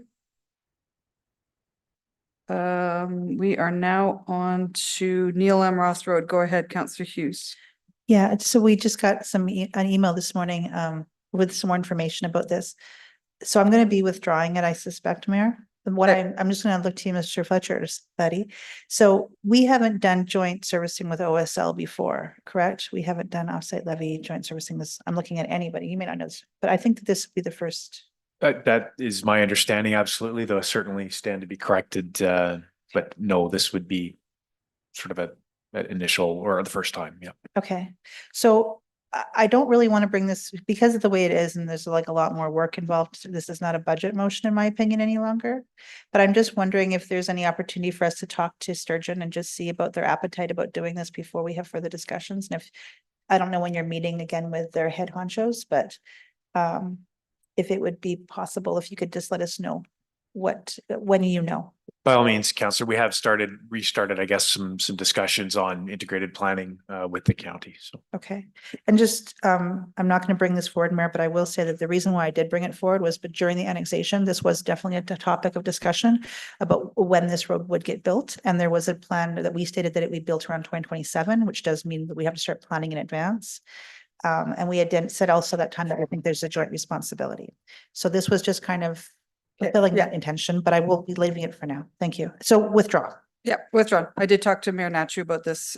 She was unaware that it was even being motioned, so she's appreciative that their budget's done. They have no money for 25 anyway. So I think it's back to what do we used to call those? Intermunicipal IAC meetings. Is that what we used to call them? Yeah, we used to have those. So it hasn't been us that has, yeah, it hasn't been us that has turned stop them. All right. Withdrawn. So we're on to 510, which is Councillor Hughes, Doug or Chambers, boardroom stuff. Tech upgrades. Go ahead, sorry. Yeah, sorry, I'm just trying to get to the right page here. It's Forgive 30. me. Yep. I'm getting there. That the council chambers electrical and broadcasting upgrade for 175,000 and Douglas Cardinal boardroom broadcasting upgrade for council chambers for 118,000 as per BIR 24-001 is funded from the capital budget. Okay, any questions on this one? Seeing none, I accept your motion. So we discussed this last year. The reality is that IT is very aware that this is an issue. This isn't even me bringing this forward and saying arbitrarily, I think it needs to get done. IT is the one who has known for several years that all the wires and connections back there, whatever is going on back there could use an upgrade. And that we've experienced in the past year many times where the mics haven't worked or other things have frozen. And it's just it's just more of the same if we don't upgrade it. So this is an investment based on the recommendation before of IT for several years. And also just based on the fact that it would make the council meetings more accessible to the public if the cameras work and they can pan easier and the mics are working and we're not using handheld mics and trying to run around and anything else that needs to get done. So we're upgrading all the Senate Place in the past this year and next, and it would just be lovely if this was also brought up to 2024 standards. So thank you. Anyone else on debate? Seeing none, I'll call for the vote. Voting's closed, and that motion passes with Mayor Herron and Councillor Jolly opposed. We are now on to 511, which is postponed motion 037. Councillor Hughes, that one's yours. Okay, then a marketing specialist contract for up to $90,000 is provided for Service Place to develop and implement a marketing and incentive campaign that would assist in improving the overall revenue and memberships, and it to be funded from the capital reserve. Okay, before I accept it, is there any questions? I was just gonna say, Councillor Jolly, you had indicated you would make an amendment to move it from capital reserve to stabilization reserve. Is that still your intention? Yeah, thank you. Okay, we're still at questions, so I'm just taking questions. I can do that as friendly. I'll do stabilization. Okay, is there any questions? Seeing none, do we have the change in the motion? Okay, thumbs up. Okay, go ahead, Councillor Hughes. Okay, so as you very well know, I've been thinking about Service Place for quite some time now. And one of the things I realized is that our communications and marketing department is really great at being government, which means it's really good at delivering information, delivering in a professional manner, but they are not necessarily skilled at delivering Coke to people and convincing people to buy any particular product. And so what I would love to do is, because Service Place is competing against all the other privately owned facilities that have professional marketing departments that go out there and elicit just are made to get consumer attention and also get consumer business, that if we were just to invest and start going at the same level of playing field as them, that we'd be giving Service Place, basically putting them on the same playing field as everybody else. Because right now we're at a disadvantage because we don't have a crew that just does this. It just works on saying, this is what our marketing is going to be, and at the same thought process as all the other facilities that are there in our competition. So, and this is not to say that our marketing department isn't great or that they're not trying very hard. This is not to say any of that. But what we do see is that there's more and more players in the market, both from just the gym side and all the other areas they can compete with. And if we want to give ourselves the best opportunity to increase our memberships, we also need to make sure that we have the best marketing campaign possible. And so I'd love to just see if we were to contract somebody, and the 90,000 would cover both the initial campaign, the incentives, and also, and just from me looking through it, would probably also cover at least a year of promotional and managing it, to see if that would actually make a difference and to help us see the value that's in that building and in the services that we're providing. And so there's two ways that we can cut costs. We can go into it and say we want to do an audit, and I've asked for that for several times and council said no. But then I realized that, even if we don't do any auditing, the other element is just to increase revenue. So to me, this is an investment to increase revenue. And by doing it, by saying that we are going to go out there and we're going to swing with the big boys, but we're also going to do it with the same level of tools as they have. And just to facilitate with the staff that we currently have to accelerate this. And so I don't normally put motions forward to spend money, but this is not a motion, in my opinion, to spend money. It's to invest in our facilities so that the public can see exactly what they can get from our facility versus the competition. That's it. Thank you. Councillor Jolly. Thank you.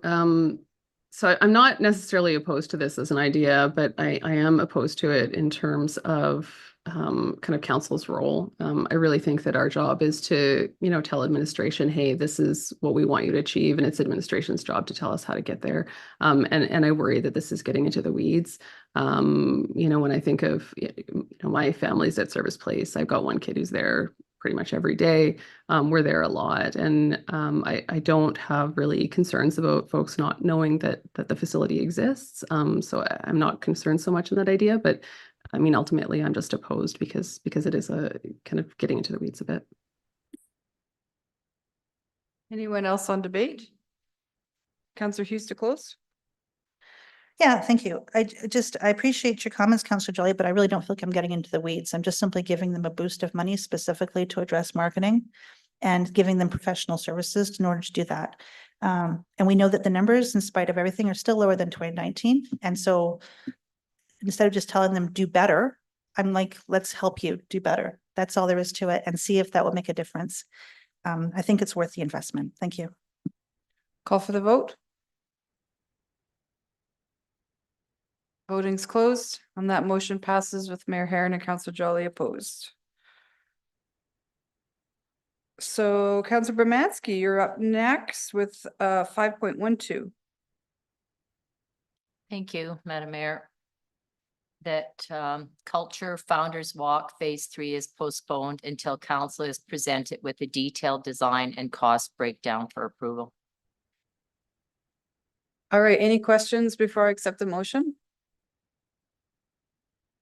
I have a quick question for you, maybe Councillor Bermansky. Is along with the backgrounder of this, we were given a pretty detailed design and cost breakdown.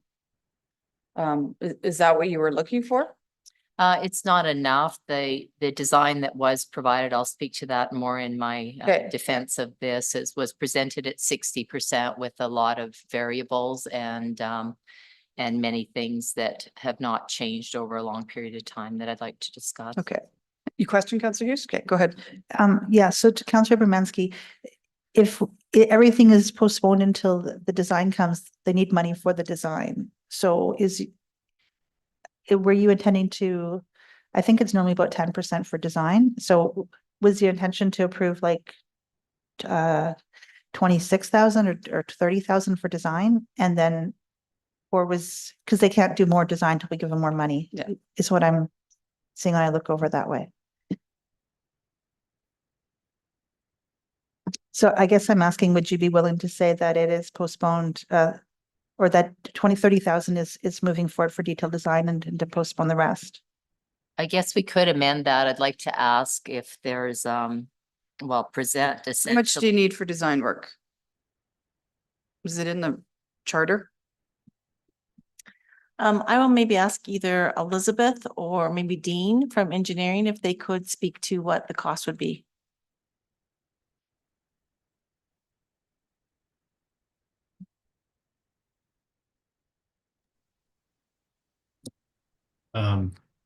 I can jump in and say it's just that value. Typically for a construction cost, we do use an estimate on general projects of around 10 or 15%. But if Elizabeth has any further as a project owner, then.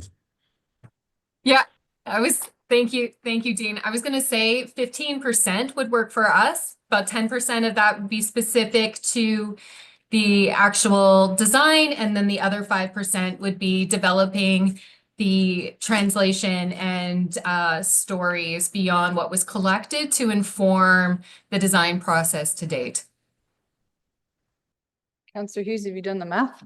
Yeah, so I'm coming in at about 39.5. So if we would have said 40,000, that would cover it. Okay, go ahead, Councillor Mackay. Okay, I got a question. We've already rescoped this multiple times. So what part of the design are we talking about here? Are we talking about?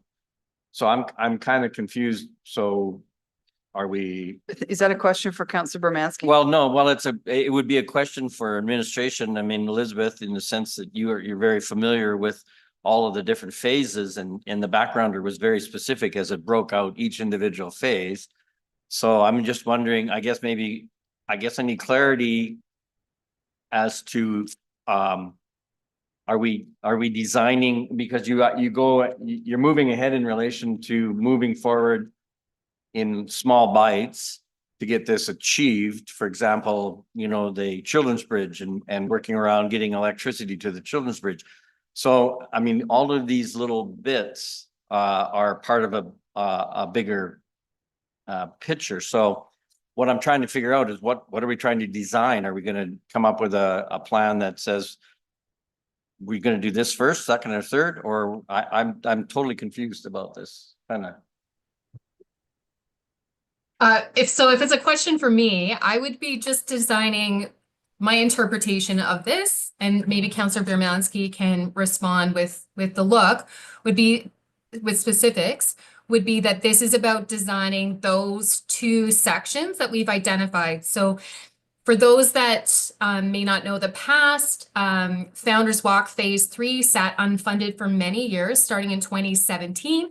It started as a $2.98 million project and was continued to be unfunded for many years. And so the rescoping of the work, which removed quite a bit of infrastructure and additional nodes, brought down the total cost of the project, the estimate, to just under $600,000 before inflationary values are added to that, but that does include contingency. And the way that it has been phased is to be able to address scales of economy based on work that is funded elsewhere for either maintenance or for capital growth. So we have been rephasing so that we align with when work is planned at Children's Bridge, when work is planned at St. Albert Place. The next sort of components would be if work is planned at Lions Park in 2026, we would try to align a cultural interpretation specific to that. Yeah, thank you. But my understanding is a lot of that work has already been completed then. I mean, you've completed most of that. You're absolutely right. We got to 60% design. We would have only ever taken it to 90%. And then waited for funding. Really, for us, it's the stories and the specific location of the signs. We know where the nodes are going. We know what the general look is, and it's conversations with the project owners for the other work, right? Like the connection to Red Willow West, which is to be funded this year as well, is making sure that it all enhances and does not take away from any planned work. But I think, Elizabeth, maybe I could just jump in on your question. I think we're currently sitting broadly as we look across phase 3 at 60%. And so this money, Elizabeth, would take us to sort of complete design, right? To enable the actual project to go forward. Do we do that normally? Yes.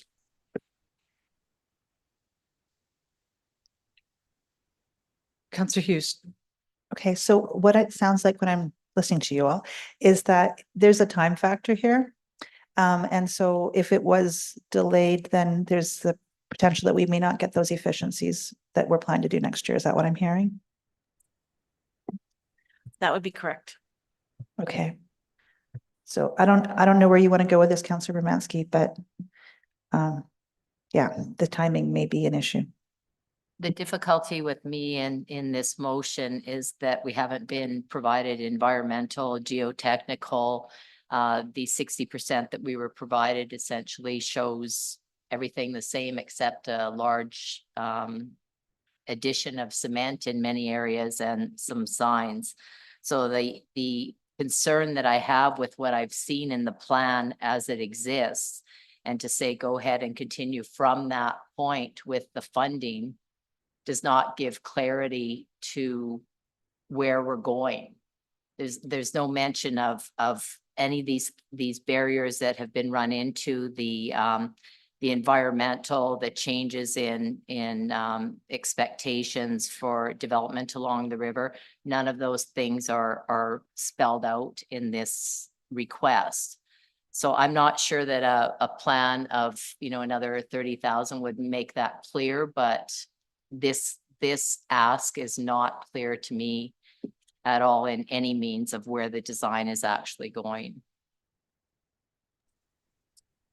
If it's possible for me to speak to that. Yeah, Mayor of Harris. course. Yep, go ahead.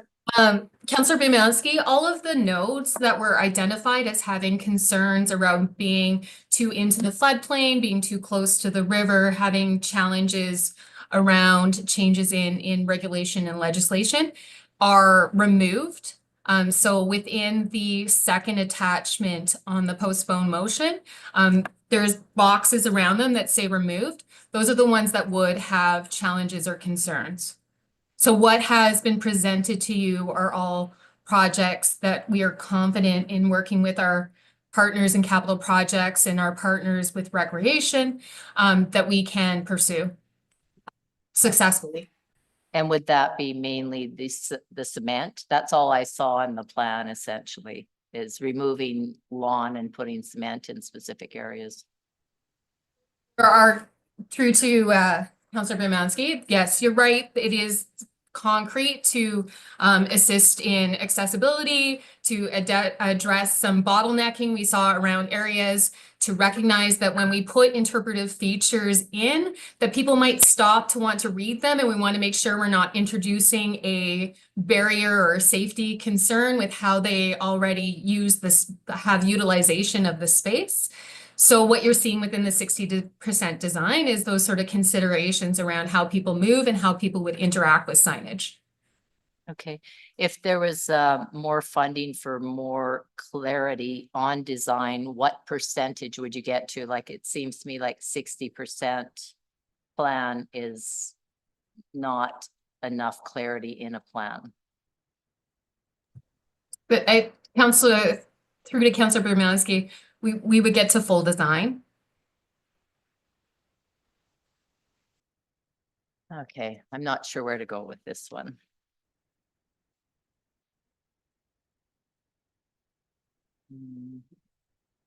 Okay, I'll just leave the motion as is and see where it goes. Okay. So you've read it in. Oh, Councillor Cook, you have a question? No? Okay. Okay, I'll let you have your opening comments, Councillor Bimanski. Thank you, Madam Mayor. I would just like to see greater clarity when we're asking to fund a specific project. I know that this has been going on for a large number of years. We've had, 2016, 2018, some community engagement, several consultations with the community. The intent is to connect the elevators to the bridge on both sides of the Sturgeon River. And then it was provided in background or significant shifts in environmental and legislative regulatory framework, which is ever evolving. So we may run into more added complexities there. Continuous redesign of scope and design. And then it's mentioned that project will go forward in baby steps. Well, we've approved the bridge already, and that was through council. So I think that the intent of the project, being that it's quite unclear, would be to perhaps continue to work on the project at steps where we have a clear plan presented in front of us, instead of just 60% of what could possibly change. I'm in favor, of the Founders Walk. I'd like to see it happen after all this time. It would, perhaps add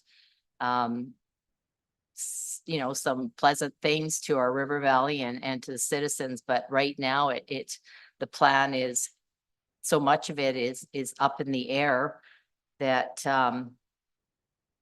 that I feel we definitely should sit back and get more clarity on this. We've waited this long. It's certainly no rush at this time. So thank you. Okay, thanks, Councillor Killick. Yeah, I'm kind of on the other side of this discussion, quite honestly. When I look at pages 77, 79, and 81 of our agenda package, it clearly identifies in the red box on each one of those slides what is specifically remaining.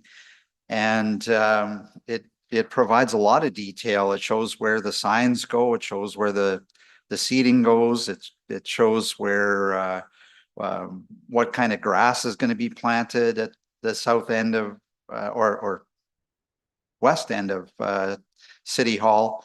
The enhancements around the both ends of the Children's Bridge through concrete marking, etc. and quite honestly, that, you know, after debating accessibility for paving of the Botanic Park, this adds accessibility to our trail system. And but basically all the detail is there. It tells you even what kind of grass is going to be planted, ornamental grass. So I think we have the detail. Sending it back for further design, I'm not sure what it would get us. I think we're confusing design versus the final last step of design prior to issuing a construction contract or a contract for construction. And yes, there's some probably, you know, fine tuning of exactly what is included, and but that's again standard project design, engineering, etc., that is done before a contract is actually issued. So I think we've got the information we need, the detail that was asked for, and we've been redesigning this for 10 years or almost. Now's the time to move forward with it. All right, Councillor Bermansky, anything to close? Yes, in response to Councillor Killick, yes, we have been redesigning this for 10 years and we still don't have a complete redesign. That's my concern. $243,000. We have, yes, there's a mention of some ornamental grass, you know, in a very, very small area, like, you know, a few feet essentially. And I think 9 signs in total. And it's just concerning to me that we're, you know, $243,000 to just say, yes, we're going forward with a plan that is not complete. I'm just asking for clarity in what we actually are doing in that area and make sure we get it right. Call for the vote. That's it.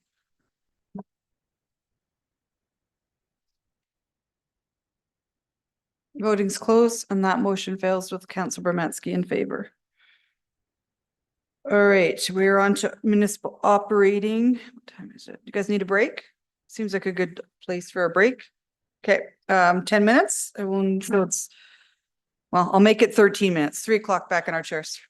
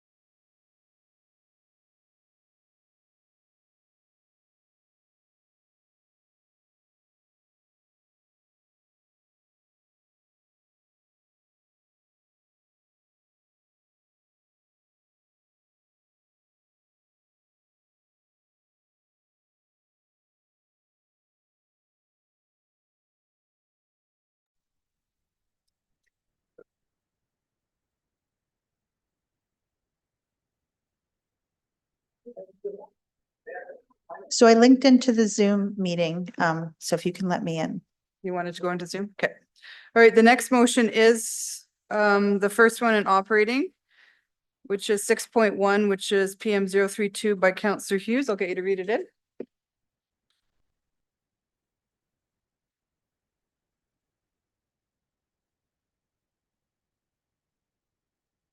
I got On 15 page things 85. going on at once. Yes, that the climate adaptation specialist position for 81,000 is unfunded. All right, before I accept that, any questions? Seeing none, I'll accept your motion. Go ahead. Okay, so this is in part a two-part item, so that the second part is that it would be a contract position. But we'll see what happens to the first one and I'll go from there. But when I looked at what we have for the plan, we already have a very thorough plan provided by the EMRB. And we already have somebody who is doing climate adaptation in the municipal level. The other challenge that I had was that the job description for this is quite evolved. It was somebody who's involved in environmental and engineering, and there was a million different components in this. And so having somebody who could actually fulfill that Superman role, I think is unlikely. But what I do think is that we could actually just better utilize the staff that we have, first of all, just for the unfunding, for the staff that we have to manage the other departments as they move forward and make this a priority. So the idea that this needs to be ongoing funding, I thought was greater than what is actually necessary.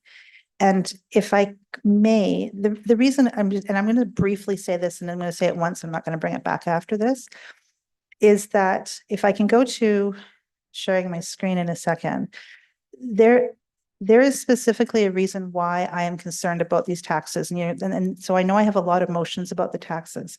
And for 11 years, you guys have been seeing me bring forward motions about the taxes. And the reason behind this is because of how long 1.5% difference in a tax rate can have a substantial difference in how fast it takes for something to double.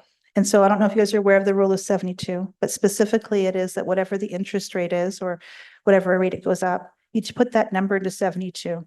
And then whatever comes out, that is how many years it takes for something to double. So that means that if we have a 2% annual increase, it's 36 years for the taxes to double. If we're at a 4% increase, it's 18 years.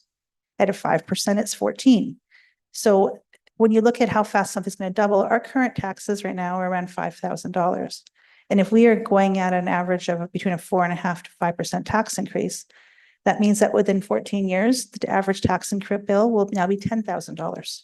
And then from 5 years after that, or 10 years after that, it will be $20,000.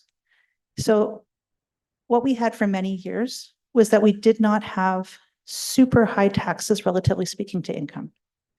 But we are now hitting a threshold number where even a 2, 3, and 5% is now becoming a noticeable increase to the average pocketbook. And we're also hitting the point where 4.5% to 5% is the standard, is now going to be that in 15 years, people who have an $8,000 taxes are now going to be paying $16,000. So you're going to see me bring forward these motions to say, let's just really reevaluate whether or not we can do this and if we can bring those taxes down. And even if it's a 1% difference, that 1% can mean 6 years in doubling time. So that means that they will not be experiencing a doubling of their taxes for 6 more years. And so when I look at this, that is why I'm bringing forward these motions. So with that, I will just say that that is what I'm looking at for this is, can we solve this problem differently? Not that we're not going to fulfill the EMRB goals and what comes forward with climate adaptation, but we already have somebody in the position that can manage it. And there's potential we could do it with just a contract position to fulfill it and then find a different way to solve the problems. But we have to recognize that a 4.5% tax increase will mean that taxes will be doubling in 14 years or less. And that's if we do it average. That's it. Thank you. I see no more people requesting to speak. Councillor Killick. Thank you, Madam Mayor. My thoughts on this are that, and this is a tough one. That strongly support all things environmental, but when I look at the job description for the adaptation specialist, I kind of looked at the things that we already have underway that would fall into the climate adaptation type activities. So we have stormwater ponds that deal with, heavy rainfall. We have our 1 in 100 year floodplain scoped out in our land use bylaw. And ASP, we have just completed the Carrot Creek drainage plan for heavy rainfall. We've got grants being applied for large tree planting throughout the coming years to increase our green canopy. We've done energy updates on buildings. We put solar in. We've got a strong water conservation program. So I think, as Councillor Hughes said, a lot of these adaptation type activities are already well embedded in our processes and in our departments going forward. So I'm not supportive of the request for an adaptation, climate adaptation specialist position. Councillor Broadhead? Thank you, Madam Mayor. I suspect that our administration has thought long and hard about how they would manage the budget. And quite honestly, I know that they understand the impact of every decimal point in the increase of our proposed budget. So the idea that they would present a full-time FTA for a needed employee within the organization, I don't suspect they do that lightly. And we put great trust in them. And quite honestly, we are governors and we govern through the application of our policies, not that they should be any kind of a straitjacket for us, and it's in our inherent right to be able to make changes. But I think we need to understand that they don't make additions to the budget lightly, nor should we think that they do. So if they put forward a program, it's because they believe that we need it to be so. So I'll only say this once as well. I trust our administration, and if they say that we need something, we need to give them the resources that we ask for them to do the job that we ask them to do. We cannot inhale and exhale at the same time. Ask them to do a job and then don't give them the resources to do it. So in any case, that's my argument. Thank you, Madam Mayor. Councillor Bermansky? Thank you, Madam Mayor, and thank you, Councillor Hughes, for bringing clarity to your reason for putting these things forward. We sit here in a very difficult position. It'd be a lot easier for us if we just approved everything that was put forward and we wouldn't have to put the work into it but we are responsible for taxpayers. We're responsible for the spending in the city and what we provide to taxpayers. In 3 budgets, our operating costs have jumped by $26 million and we've gained 42 staff. That's in 3 years.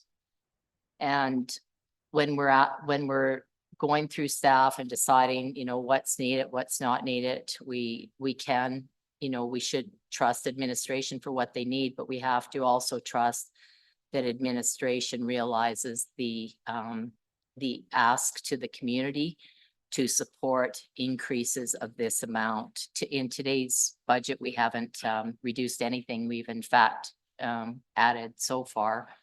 And for me, to realize that our 4% tax increase, which has grown already, is equal to 5.5% tax increase last year. So we're at the point where the percentages don't mean anything. It's just a large increase to taxpayers. So as much as I would like to approve every single staff request, it's just not feasible. And we have to get creative in our ideas for alternatives. And that's it. Thank you. Councillor Mackay? Thanks, Madam Mayor. Interesting comments so far. I see this position and as being responsible for coordinating all those different items that you identified. you identified so many different items and you're right. I think administration has identified, and I think the city has responded appropriately to some of the challenges that we are faced with our ever-changing climate. And it's one thing to say, yeah, we have plans, but it's another thing then how do we manage and mitigate some of them going forward? I mean, we only have to see the costs, the millions of dollars, the hundreds of millions of dollars that we have. So when we talk about costs, we have to be careful that we don't say a little bit of a penny saved here is not going to save us hundreds of dollars down the road because we didn't have this position in place, because we were able to develop mitigation strategies that cushioned us, if not prevented, extreme climate events that potentially could put our community into millions of dollars in costs that we just wouldn't recover because we didn't have a proper individual. And I'm not saying that this one individual is going to save us hundreds of millions of dollars, but this one individual might. It's sort of like that old adage, you know, prevention.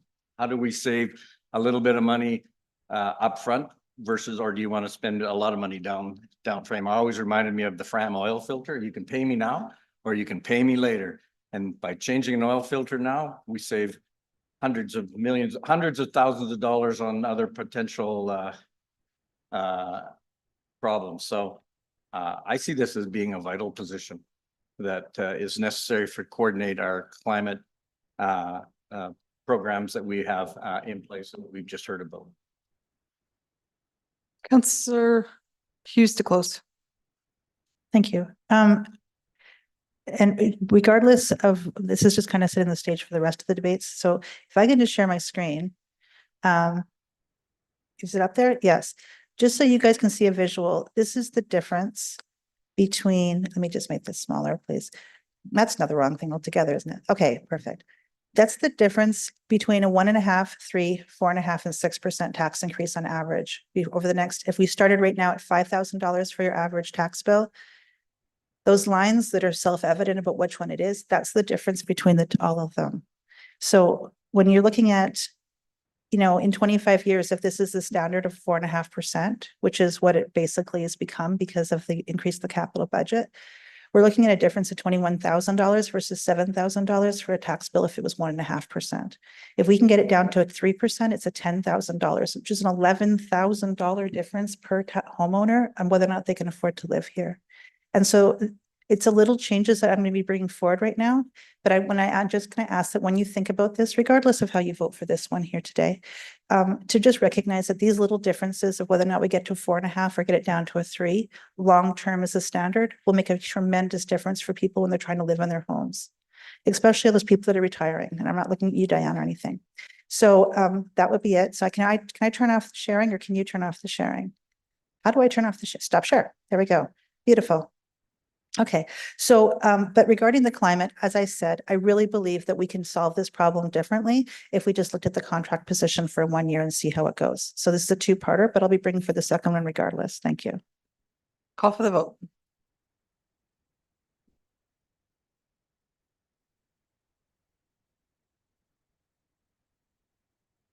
Voting's closed, and that motion fails with Counts Bermansky, Hughes, and Killick in favor. Okay, go ahead. 6.2. Okay, I'm going to still try this. That the climate adaptation specialist is moved from a permanent to a 1-year contract position for the same amount funded from the capital reserve, and the operating funds of 81.8 are applied to reduce the 2025 tax base. All right, any questions on that one? Seeing none, go ahead, Councillor Hughes. Okay, so this is a little bit of a repeat, but honestly, let's just think about this. Can we do this the 1 year and then come back with a revised plan and see if the staff can, the current person who we did hire to be municipal, environmental, we did a couple of years ago, we did the environmental climate person. We have a position. Can that position also be expanded just to simply the management after the plan's done? And I really feel that, and even with that year, I'm pretty confident that that plan can be done before the year, and even an implementation plan can be made in a 1 year time as well, because we do have a very thorough document being provided by the EMRB. So I'm just offering this up that, again, let's just try to think outside the box. And if admin comes back in a year and says, no, we absolutely can't make this work, well, then they can come back and ask for the full-time FTE. That's what I'm suggesting. That's it. Thank you. I see no one else on debate, so I will call for the vote.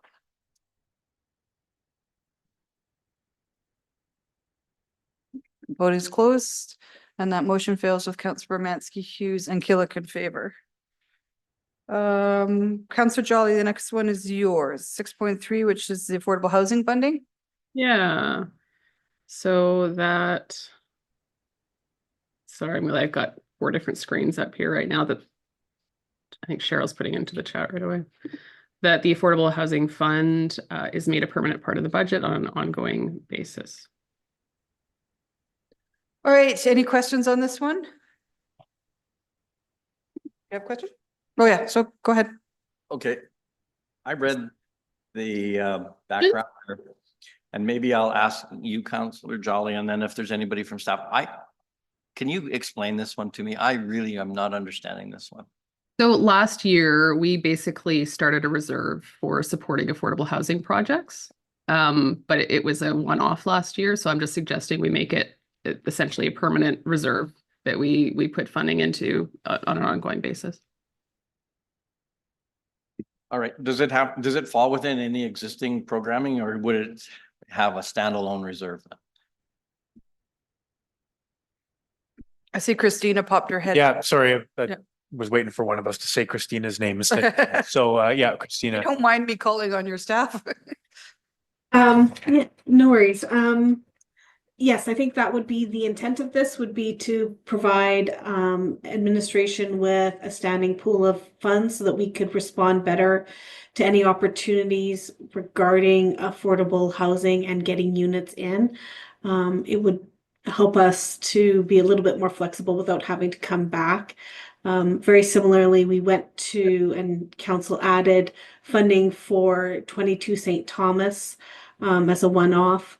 This would help us develop a reserve and be able to support future projects like that without it being a big hit to the budget. So would the idea be that this amount would go in, I mean, as it's on an ongoing basis, would it remain $112,000, $112,500 each year? Is that the intent? That's what I'm proposing. I mean, I can go into debate about whether I think that's enough, but Yeah, I mean. And that's your interpretation, Mr. Fletcher? Yes, it is. Okay, those are just my questions. Thanks. I probably would agree with you, but I'll wait. All right, Councillor Hughes. Yeah, I had a question. So I'm looking at your funding source to operating budget, and I know that there was a affordable housing fund earlier in my career, and that then ceased, but it came out of the capital budget. So I'm just wondering, Councillor Jolly, if you still wanted operating or if you wanted to come out of the capital on an annual basis, because that's what it did happen in the past. I don't have a strong opinion about that. I don't know if administration has a preference. I don't know if we take money out of our capital reserve on an annual basis for any maybe life cycle kind of stuff. Through the chair to Councillor Hughes, the reason that it's being noted as an annual is you're right. If we have capital, it's one time. You can't guarantee that source of funding on an ongoing basis. So typically when we move money into reserves, it comes from our operations into a reserve and then as approved by council is taken out. So if the source was capital, again, you could only confirm 1 year or 1 year would be approved. And every year you'd have to come back and ask for that, those funds. Okay, because I'm just looking at we have life cycle that comes out and sorry. I realize that capital in general is that way, but this is specific probably to handle capital projects. So we're taking it from capital for capital, and we did do it before that way. So I'm just trying to figure out why we wouldn't be able to. When, I don't remember doing it before. So maybe I can provide a little bit of light. So actually the money that comes into reserves, the funds do start. It's a transfer to capital on an ongoing basis. And then because in the capital reserve, you can have fluctuations from year to year.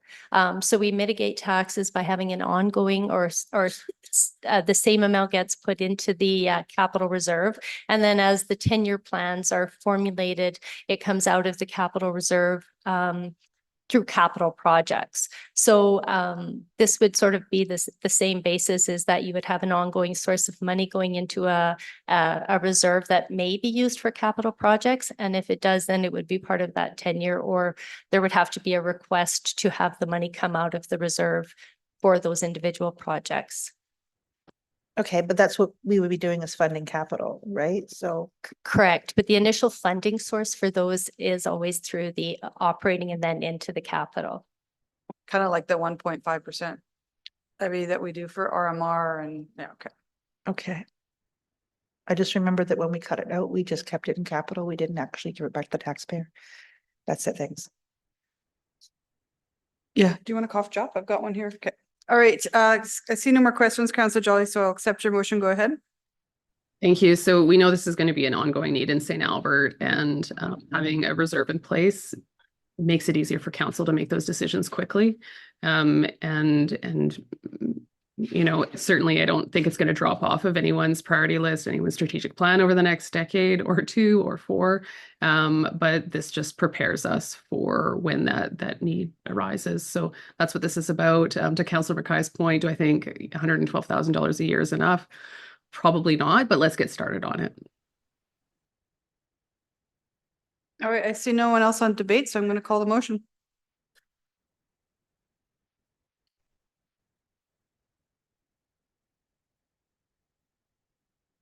Voting's closed, and that motion passes with Councillor Romansky and Hughes opposed. All right, next motion is yours, Councillor Jolly, with the Children's Festival. Yeah, I think these are my only 2. We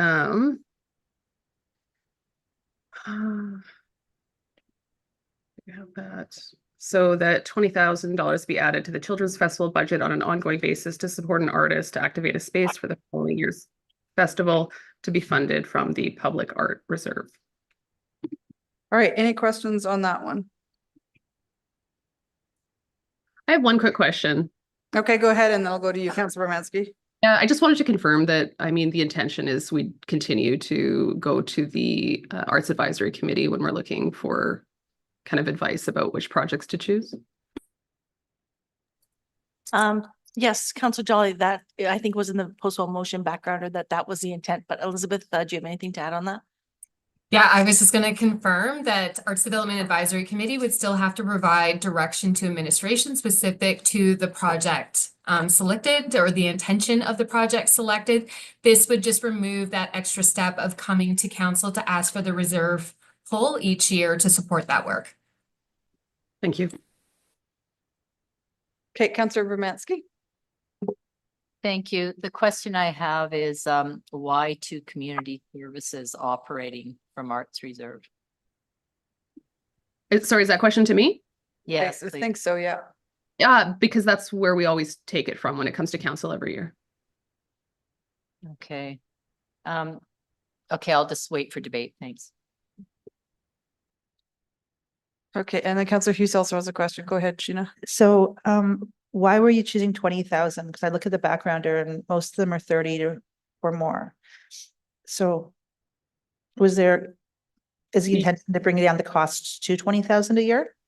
So it was in consultation with administration that their intent is to do different stuff, and they intend to have that under $20,000. So I just left it at what their recommendation was. And I don't know if Elizabeth can add to that.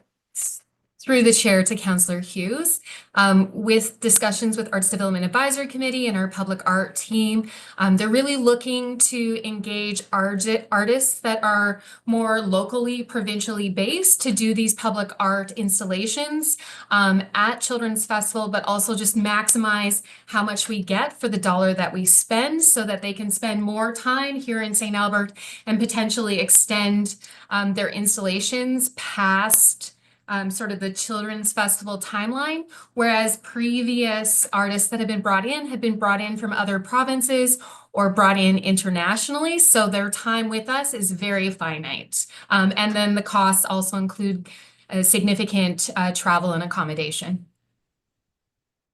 Okay, so you feel that 20,000 would be sufficient to limit yourself going forward? Because like you only have 1 under 30. I realize that you're saying this is your intention, but. Yes, we do. And so would then is this being interpreted that you will spend less than $20,000 each year on it? Like we're actually giving you guys basically a finite budget? Yes. Okay. Councillor Mackay has a question. Yeah, I think maybe Councillor Hughes' question just overlaps in this. And so the idea behind this would be that the public art reserve would be increased $20,000 each year. Is that correct? And that it would be directed to be spent only by the Children's Festival. So it's almost you're grandfathering that in every year? Just to confirm, that would be the withdrawal out of the reserve would be, which is already budgeted. So this would just be, So, but I mean, then we're not giving them any more money for the public art reserve, but we're dictating then that they would have to use $20,000 of it. That's why I thought that would, but. Okay. it's not a transfer to the reserve. It's just, So it doesn't have a tax impact at all. nope, that is correct. Okay. So aren't we directing the Arts Committee then in their work? I think you're effectively providing them a budget cap for the certain things. I mean, that's not to say that I guess the Arts Committee couldn't come and make a one-time request for something more than that if there was a compelling reason to do so. But effectively, you're providing a cap for these things with that. Now, having said that, I would echo Ms. Wilkie's comments, right, that this is done with a plan. So, Councillor Romansky, you got a question? Yes, I do. Thank you. I know this year through the Arts Committee, there was an artist hired sort of short notice to put together a project within St. Albert Place because we didn't have a more substantial project for the Children's Fest as years prior. The 20,000, I think, was dictated for that artist, and we don't know how it's going to work out yet. It was a one-year pilot project. So my concern is again, how does the Arts Committee have any judgment in anything? Are they just deciding the amount past the $20,000 or? Through the chair to Councillor Brumansky, the 2024 artist that was included as part of Children's Festival engagement was not a public art initiative, nor was it funded through the reserve. It was funded through operating dollars specific to Children's Festival operations. So Arts Development Advisory Committee would be part of providing administration directions on goal and scope of the engagement work each year, as they are with all public art reserves. What this would allow is that knowing that the $20,000 reserve fund is already going to be transferred for the operating dollars, and it allows for some efficiencies. So instead of it being a short-term hire or request for proposals, we can be looking a year out with our pre-planning, again, maximizing how far those dollars can go specific to public art at Children's Festival. Okay, and with a lot of the Children's Fest project, staff came with the project, like we had the piano, for example, behind City Hall. In this scenario, what portion of that 20,000 would pay for something like that? Through the chair to Councillor Brumansky, I can't speak to what would be included in each of those $20,000 projects. It would be completely based on what the proposal was or what the art engagement was. But the work would be to ensure that any of the public art components were within that $20,000. Okay, so it could be for staff or project then. Artist or project is what I'm saying. Yes, at any point, it could be for the staff associated with delivering the public art project. At the artist's discretion, it could be supplies and materials. It could be installation. If there was geotechnical required for the weight of an installation, like all of those components would be within that $20,000. Okay, that's all my questions. Thank you. Okay, Councillor Hughes, go ahead. Okay, so one more. So it says that 20,000 be added to the Children's Festival budget. Do we normally add it, or is it normally found within it for the art? So because we're increasing their budget by 20,000. So is that how it is normally treated? So through the chair to Councillor Hughes, what it is saying is that there would be a $20,000 addition to the budget. In the past, it hasn't been, but there's an offsetting transfer from reserve. So in our budget, the net is zero. I'm not 100% sure, but I believe in the past, because it was approved on a one-time basis, we would have done that budget adjustment once it was approved. Now, both the transfer from the public art reserve and the expense will be included in the annual budget. This is essentially not really a budget motion. Yeah. Like, we could have done this motion in February. We could, but one more thing. Let's say that they do something for $10,000. Are they gonna get the other 10,000 to use as they wish? Or is it up to, because it says 20,000 is added, so if they don't spend the full 20 grand, what happens with the difference? If it's okay for me to take this question, Councillor Hughes, when we're assigned an allocation from the Public Art Reserve, it gets included within our budget with a project number and name. And then anything that is unspent within that project allocation gets returned back to the reserve. Okay, got it. Thank you. All right, I see no more questions, so go ahead, Councillor Jolly. Yeah, so really briefly, so every year the Arts Advisory Committee recommends to council that we fund this project, and every year we support it unanimously. It's always really nice to see those projects, but this is just removing that one kind of administrative hoop that needs to be jumped through for something that gets approved every year. And it also allows administration to do some of that pre-planning work instead of doing those last minute planning activities. So they just have more opportunity to get those artists that they really want to have. So, you know, I love the idea of having local or regional artists involved, and to do that well, you have to be able to pre-plan these types of projects. This is just giving the Children's Festival and the Arts Advisory Committee kind of the opportunity to do that. I see no one wanting to weigh into debate, so I'll call for the vote.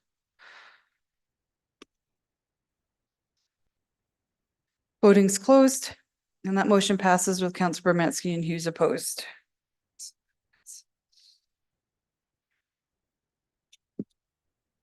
Okay, Councillor Hughes, we're on to 6.5, which is postpone motion 14, electrical safety codes. So I'm just gonna withdraw it because apparently there is no Withdraw? money. So Withdrawn. Okay, Councillor Jolly, you did have one more, local transit fares. Okay, thank you.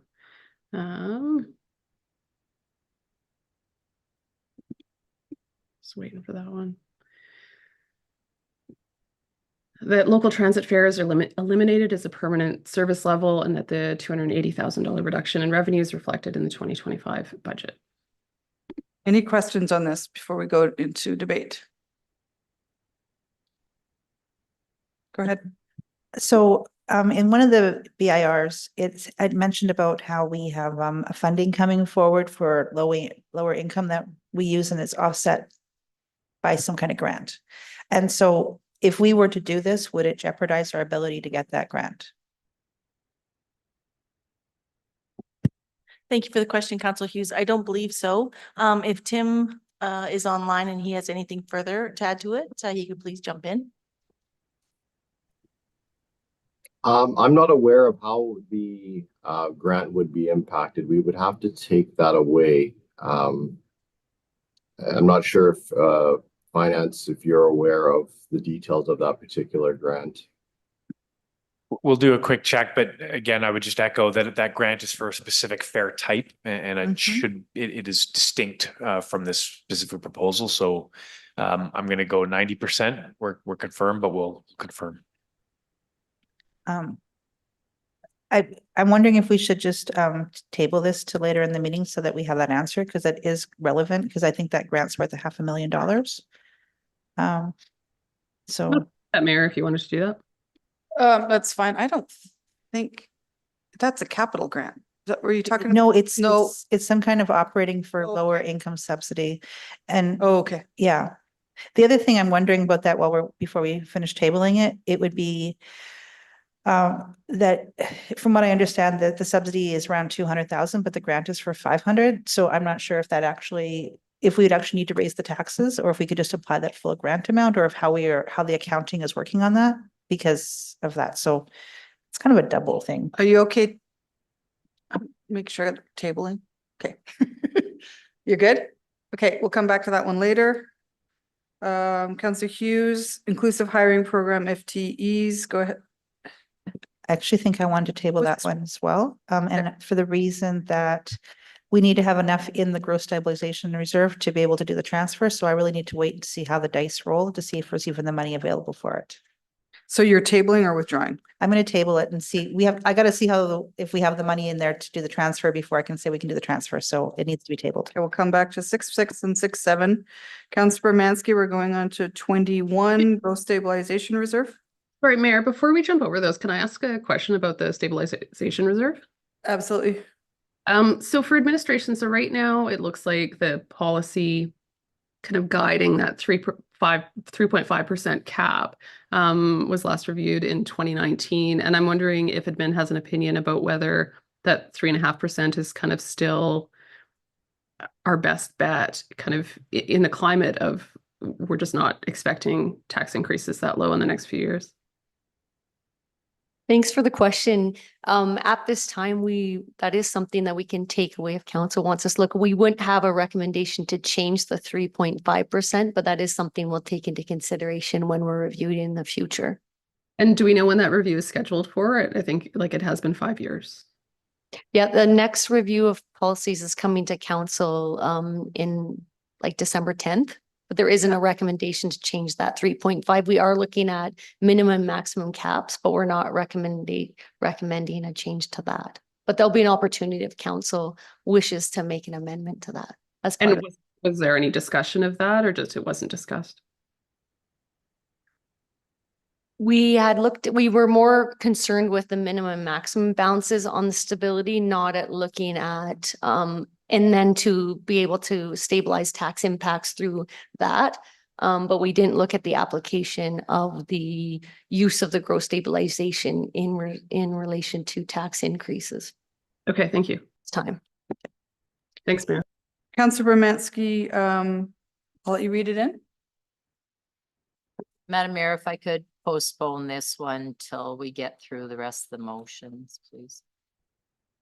Okay, so we're tabling this one. Yeah. And the next is yours too, so it's is the Public mine as Art well. Reserve. Yeah. Yes, and I'll make a comment on this one to administration. I had to answer to public because of, having more than $1 million in the art reserve, and I mean, we all appreciate our, Sorry, Commissioner, are you going to make the motion? pardon me? Are you gonna- No, I'm going to withdraw it. Oh, okay, so go ahead Yes. with your comments. That's fine. Yeah. Sorry. With having answering to the public of, that large amount of money sitting there in art reserve, people don't take kindly to that. And then last month, our arts meeting was canceled by administration. And then all of a sudden, we've got all these things coming out of the art reserve the week after, this is put in budget. So it would have been helpful to have, perhaps had last month's meeting or mentioned some of those projects are up and coming. I did ask prior to putting this motion forward if all those art projects were in the total amount or removed from the budget already. And it was mentioned that they thought they were, and now all of a sudden we have requests for a large amount of that reserve. So again, I'll withdraw it at this time, but it certainly could have saved some time, and Elizabeth, Emily having to come to council and stuff, I probably would have not put this forward had it been mentioned at that time, the direction. So thank you. Councillor Hughes, 610 is yours, which is postpone motion 36, HVAC tech position. The HVAC technician position for 90,300 is unfunded. Any questions on this one before we go to the motion? Sorry. I see none. Go ahead, Councillor Hughes. Okay. So there's two elements to this, but the main reason I realized about the HVAC technician being unfunded is the total cost is going to be over 100,000 in the full year. After the 1 year, it's 90. The first year is 90, and then it's going to be 120 or something like this after that, when the full year is coming in. And the savings for this is only $50,000. So we're currently managing right now through contract for $50,000. So we could actually double the amount that we have in contract if necessary, and we would still be spending less than we would if we added one more FTE to the position. So I'm just looking at the dollars and cents here. There's definitely a different way to solve this problem. If we feel that we need to have more HVAC, it looks like doing contract, outsourcing it would actually be more cost effective than insourcing. And so that's why I brought this forward. It's not that we don't need to solve these problems and making sure the HVAC works. It's just that the solution being brought forward is more than double the cost of what we're currently doing, and certainly more than double the cost of what we could be doing. That's it. Anyone else on debate? Seeing none, I'll call for the vote.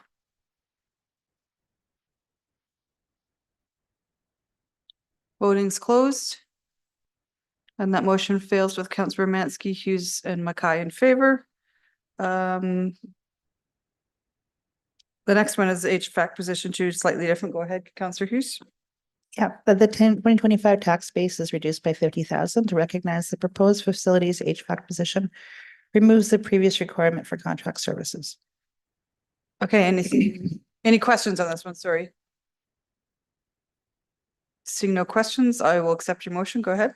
This is just recognizing that when we had questions, that administration stated that there was a savings if we don't require the contract, if we had the permanent position, and the savings would be $50,000. Their words, not mine. And that they was not applied to this budget because it was dependent upon this position moving forward. So we've determined this position is going to move forward, and so now we can actually have a savings of $50,000.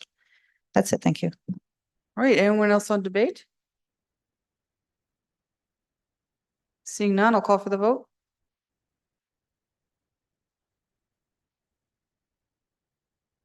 Voting's closed. And that motion passes with Councillor Jolly, Killick, and Mackay opposed. Okay, we are on to Councillor Hughes. Go to that one's passed on consent. So the corporate security risk management operating business case. What was it, unfunded? Can't remember. It was just that the 70,000, which is one-time that's right. funding, Yeah, would okay. come from growth. Just a different funding source, that's Yes. right. 6.13 is motion 27, which Correct. is yours, Councillor Hughes. The increase, the community services tax subsidy program for 200,000 is unfunded, and the funds are used to decrease the 2025 tax base. All right, any questions on that one? Go ahead, Councillor Mackay. Yeah, I just want to confirm this administration supports this, correct? Because of the fact that they want to do a full robust review. That is correct. West Polda. Okay, just any other questions? I will accept the motion. Go ahead. Administration supports this. They're going to do a thorough review on this, and this just came to light during questions. And this is 200,000 that's currently going into the tax increase for this year. So it actually would make a difference to the final numbers for 2025 budget. I'll leave everything else unclosed. If I'm just going to vote against it, please speak up. And if otherwise, I'll just stop talking. Anyone else want to speak to this? Seeing none, I'll call for the vote. Voting's closed and that passes unanimously. So I believe the next motion, Mayor, I'm going to be withdrawing because that was only contingent on the first one failing. Okay, so withdrawn for 6.14. Yep. 6.15 is Councillor Hughes's motion on community service subsidy program base budget. I'm not sure if I need to bring this forward or not. Can I just ask a couple questions? Go ahead. So the intention behind this was that we would just pay for the limited, I'm going to look at somebody from community. So I guess I wasn't quite convinced of exactly where you were with this. I know that you said you wanted to do a complete review. So where do you sit with this motion if this was to pass? Because we haven't changed the funding program just of yet. So Yeah, thanks for the question, Councillor Hughes. So we are supportive of relooking at the program and so reducing the budget by the 200,000. If we will continue to meet the need of the residents. And we would variance report and assess that throughout the year, come back to council with any changes to the subsidy program. So if Elizabeth has anything else to add on this, I would ask her to speak up, but I think we are supportive of the first motion.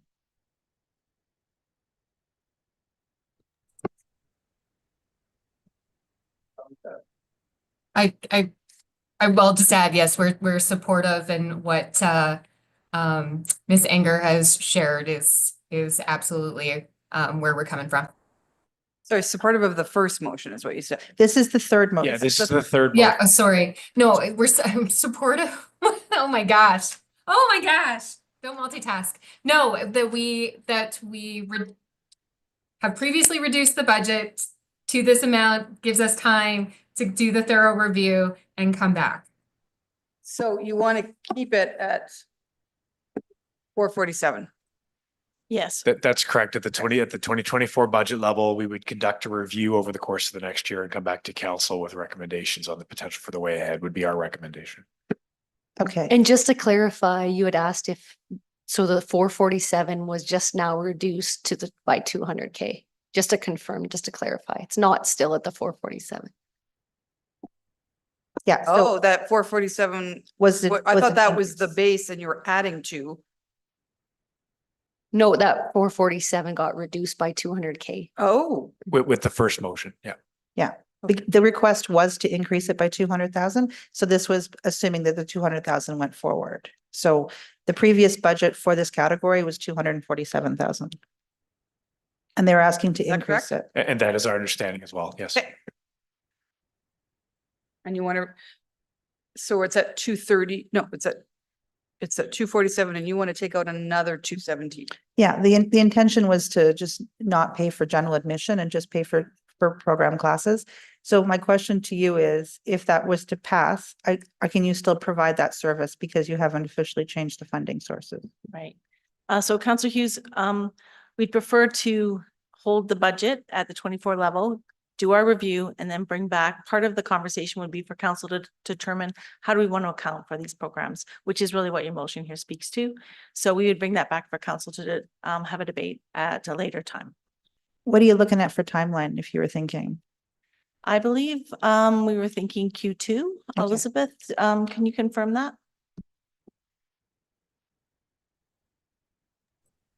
Our earlier discussions were for Q2. We had identified that some of the administration had concerns about just the amount of work going through the processes and updating the systems that currently are tracking the users and tracking the payment, that we might still need a little bit of time with other work as assigned. But our goal was to be able to come back for Q2.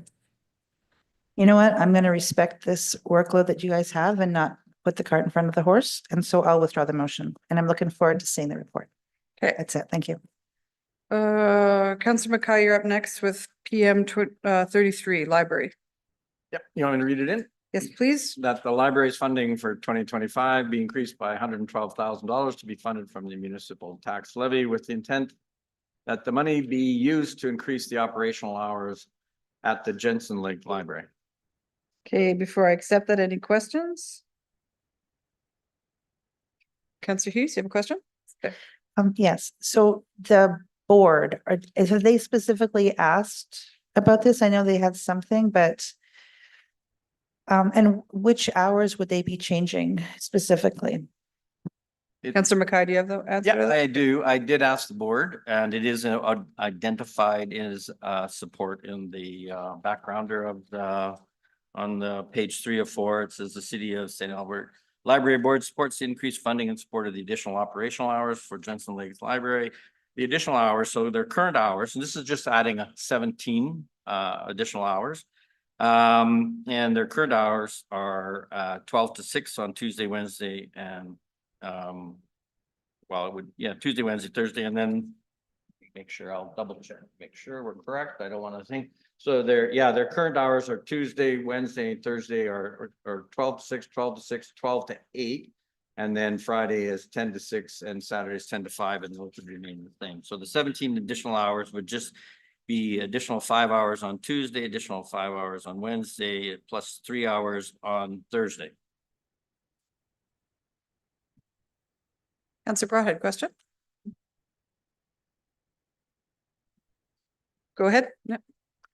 Thanks, Councillor McKay. Did they tell you why they didn't put this request in their original presentation to council? Yeah, it was discussed at a library board meeting. I wasn't obviously there, and so not privy to all of the debate.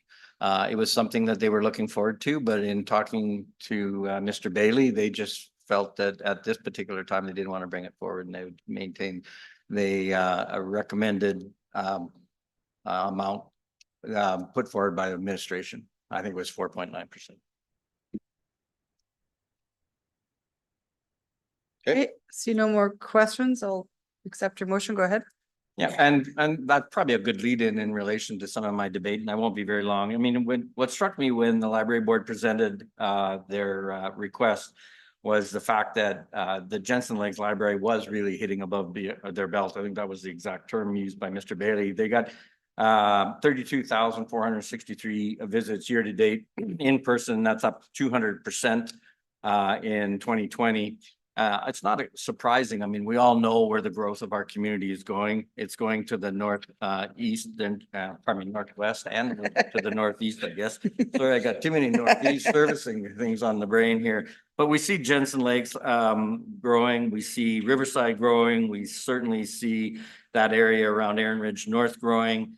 The other thing that was in their presentation was the impact that the after-school programs are having right now. They're full, there's waiting lists, and those are probably only really delivered downtown library. I think that utilizing a little bit more additional hours, and like I said, we're not asking for a lot of more hours. We're about 107 or 17 additional hours, but I think that'll have a strong impact on the community in that area. Not only for the kids, but also for program delivery, such as the after-school program. So as the backgrounders identified, I think that it's that adding the additional hours just is important for our community, and also I think it's very cost effective to add a really necessary service that it seems to be very well supported by our community members. So I don't really have much more. I can say more in closing.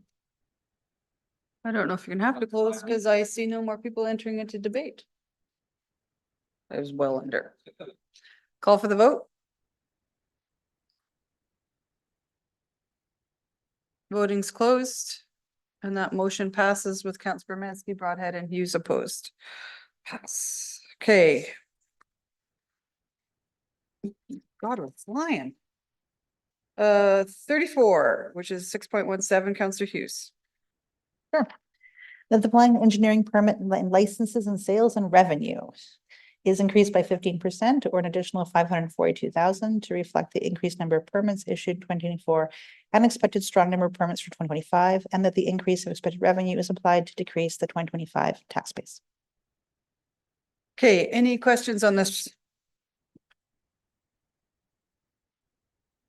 Seeing none, I will accept your motion. Go ahead. Okay, thank you. So the surplus this year so far is estimated at 8.8 million. It's probably going to come in at closer to 10 because it always goes up in the last quarter. So if we just postulate even at a $10 million or more surplus, we need to look and just reevaluate what the estimates were from what the beginning of the year was to what the end of the year is. And the surplus for the planning and engineering in the licensing and sales was over 1.5 million higher than estimated revenue. And yet the estimated revenue for 2025 is unchanged. So and we've also heard from planning engineering that 2025 is looking like a very strong year as well. So if the increase is by 1.5 million this year we're experiencing, and we're not having any indication that 2025 would be weakening substantially, increasing it by 540,000 is only a third of what the actual increase is going to be this year, or at least projected to date. It could be even higher by the end of the year. So this is $500,000 that we could use that wouldn't be going into surplus, but would rather be coming off of taxes. And it would, it make a big difference for a lot of people. But I really think that if we're going to do revenue, we need to have it closer to accurate. Even this is going to be $1 million less than what 2024 realized. So even if we increase it by this very healthy number, it is still substantially pessimistic compared to what the actual revenue was generated in 2024. And I think that considering that the budget is formulated many months before reality is actually able to catch up to it, this is an opportunity for us to let reality match up with the actual numbers slightly. That's it. And this is very conservative in our estimate. Anyone else on debate? Councillor Broadhead, go ahead. Thank you for this motion, Councillor Hughes. I struggled with this one quite honestly because of the policy that we have in place, but on the other hand, how do you recognize significant revenues and it hasn't been reflected on the budget going forward? I think one of the reasons why we have our tax policy the way they are is so that we can take advantage of sort of increased revenue without running the risk of establishing revenue into the budget before we realize it. Now, having said that, I appreciate your comment about this is only 1/3 of the actual experienced increase. So I'm leaning to support it, but I think we have policies for a reason, and in the end, we would reap the benefit of the increased revenue next year. But in any case, I'll wait for your close. Thanks.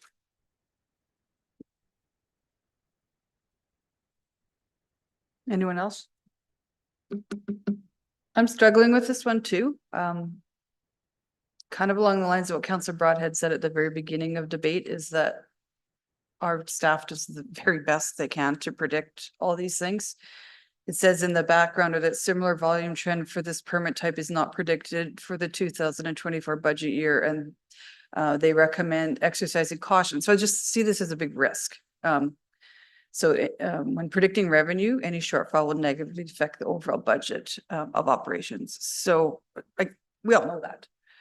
But who's better to predict?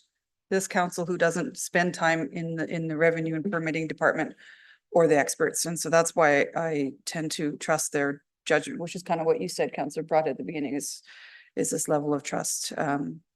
So Councillor Hughes, I'll let you close. Thank you. And I respect your concerns, but this is what we also have to look at, that we have a $10 million surplus this year. Only 4.4 of it came from the RCMP, et cetera. 1.5 came from this area. And it was not increased up at all this year, at all. So to just say that, you know what, even if I'm actually thinking this is going to significantly less than 2024. I'm saying it's $1 million less than 2024 is if we estimate this. But let's just say that we're wrong. Let's say that we go into this and it hits April and admin goes, you know what? St. Albert's not grown anymore. We made a mistake.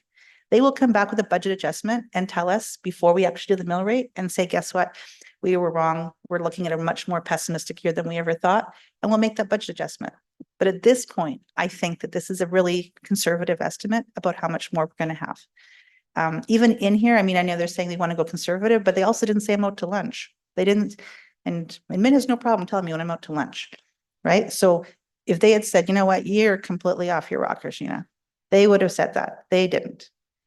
But what we do know is if it does not materialize, we have 4 months after this is all said and done for them to come back and say, we need to revise this. We think that 500 is too high. It needs to be 400 or something of that nature. But we do know it should be higher than it was 2 years ago. So that's what I suggest. This is substantially a decrease for the taxes. And this is, like I said, every point counts. Every 0.1 counts. Call for the vote.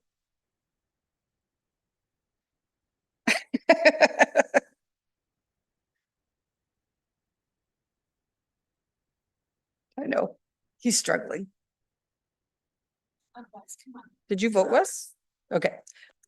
And that motion passes with Hatzakilik, Jolly, and Mayor Herron opposed. So that is, which one was that? 6, that was 34, right? Okay. How are we doing? You guys need a break or we're good? Okay, let's go for a couple more. I don't know. I think supper's coming. Maybe not till 5. I think it's forecast for 5. Okay. Councillor Hughes, land coordinator position. Yeah, so the land quarter position for 83,400 is unfunded. And I have a question before we start. Okay, any questions on that one? Me. I have a question. Sorry, I got on the wrong screen. Did you say I have a question, Yeah, Councillor McKay? yeah. Or you do, Councillor Hughes? Okay, go ahead. Okay, so the reason I put this as unfunded, and so I'm asking, is that when I look at the 2024 municipal land specialist, do we have 2 already, or do we only have the 1 on term? Because my understanding is we had 1, when we had the discussions earlier this month, you said you had a term position, 1 term position. So do we have 2 right now, or do we have only 1 in term? Councillor Hughes, I'll ask Dean Schick to Sure. Yeah, thank you, Councillor Hughes, for your question. We only have 1 position right now, the term position for the line coordinator. Okay, so, because this is the thing and this can be debate or not debate at this moment, but I'd like to hear your comment, is that in 2024, the budget was requested for a full-time FTE for the municipal land specialist. And so the 2024 is 92,000, 2025, 127, and 2026, 135. So it appears that you hired a 1-year term, but you were actually approved for ongoing. My apologies. So with that, there is 2 positions that provide oversight. I got too literal in the question with answering whether the land coordinator, the job function and whatnot is specific to a single function. We do have a land specialist that provides greater oversight in regards to some of the bigger items in terms of policy and whatnot.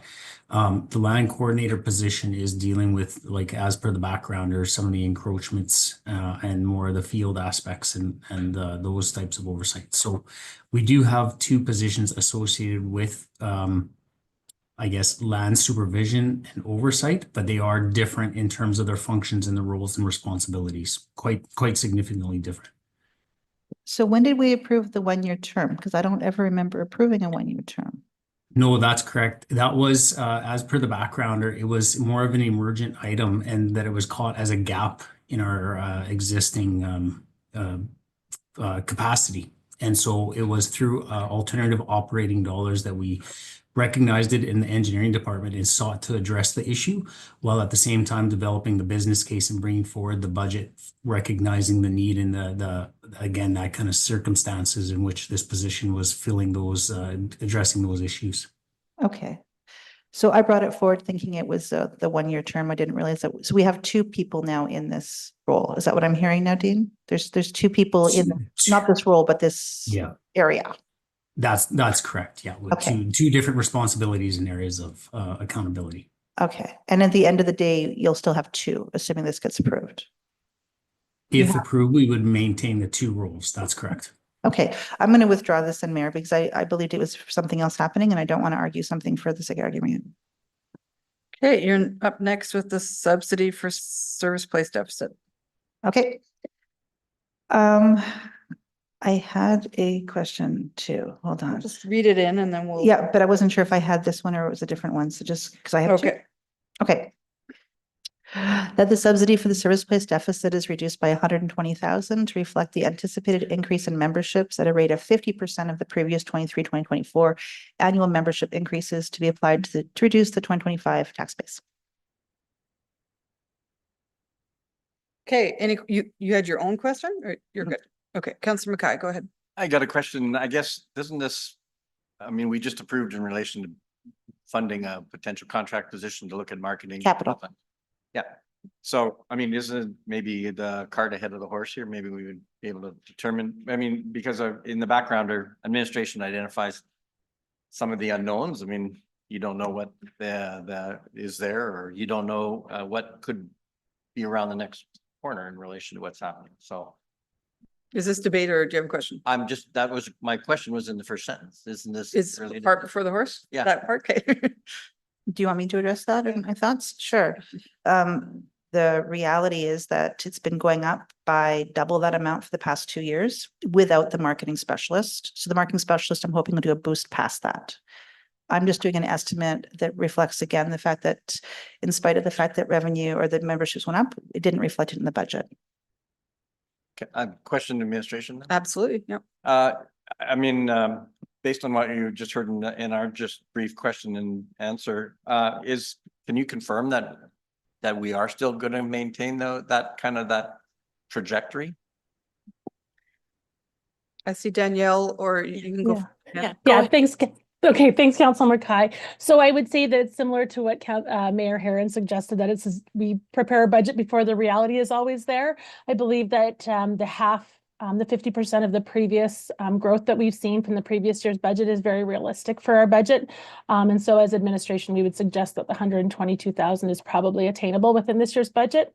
There is always risk that spending patterns or something could change, but we're feeling fairly consistent based on our knowledge at this time that we could meet those objectives. Thanks, Danielle. Out of the membership, do we split out how many of them are actually using the actual fitness facility versus the track versus potentially the courts like pickleball and community courts? Thanks for the question, Councilor Mackay. We absolutely track data points and we collect data on where people are taking place and activities throughout the facility. So whether that be skating on the ice or working out in the fitness center or on the gyms. We don't necessarily track that by whether it's a day admission or a membership as to how they've accessed the facility, but we do track usage on all of our floor plates. So out of that anticipated growth, where would you see that? Would that be in the fitness facility or in other activities? So we are seeing that trend just in terms of normal growth now. So recovery from COVID has been at the rate of about 400 a year. The last 2 years, we would suggest that is slowing. So the 200 increased memberships that we're suggesting over when the budget was developed is very, very realistic. Again, it's really that first step that in the marketing specialist, that postponed motion we put forward. The first step is really to understand our users and our members a little bit better. And that's work we have planned for this coming year. So I would say after we finish that work, we'll have a much better understanding of kind of our habits of our consumers and our facility users as well. But membership really does use all areas of the facility, primarily fitness, but also gymnasiums, pool, as well as the leisure ice and the public skating, those kinds of amenities. Okay, so I better buy my membership. So you're at $199. I will hold you to it. I'll meet you there tomorrow. I'll sell you yours personally. Any other questions? Seeing none, go ahead, Councillor Hughes. So this again is just adjustment to the revenue expectations. Administration is comfortable with this change. I'm not suggesting that the past 2 years has been the same, will continue. I'm just saying that at 50%, that I think is definitely achievable, especially considering we put in that investment into the marketing. But even without it, I think that there would still be the ability to achieve this goal. So this is just about making sure that it reflects accurately, and again, to get the taxes down as opposed to get the surplus up when it doesn't need to happen that way. Anyone else on debate? Call for the vote. Voting's closed. And that motion passes unanimously. Councillor Hughes, reduce subsidy. Pardon? Yep, there's another one. Okay, good. So that the subsidy for the service-based deficits reduced by 50,000 to match the 2024 actual deficit after anticipated increased one-time costs expected for 2025 to be applied to reduce the 2025 tax base. And I do have a question before it goes to debate. Yeah, I won't accept it till I get through Christmas, but you can start. So in the backgrounder, Danielle, there you are.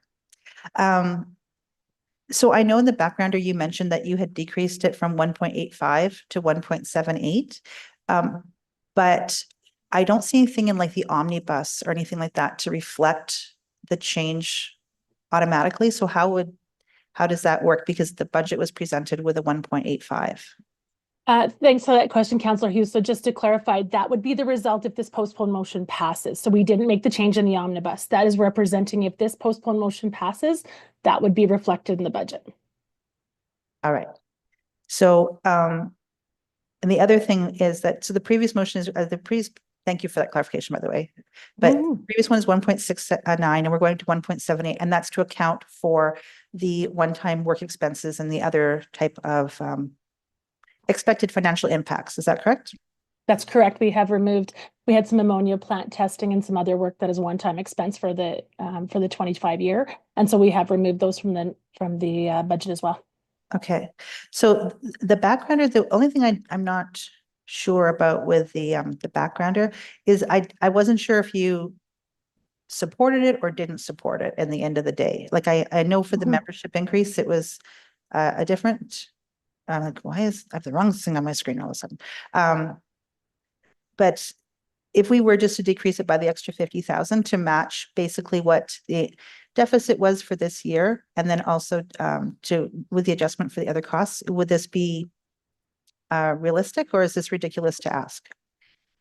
Thanks for that question, Councillor Hughes. I wouldn't say it's ridiculous to ask, but I would say this is more of a risky venture because we have increased our revenues to reflect that increased membership. So there is always more risk when we're looking to reduce a deficit without a direct line on why we would reduce that deficit. So I would suggest that there is some more risk and unknowns with this one. But I would say the other one was really confident in our ability to navigate those increased revenues.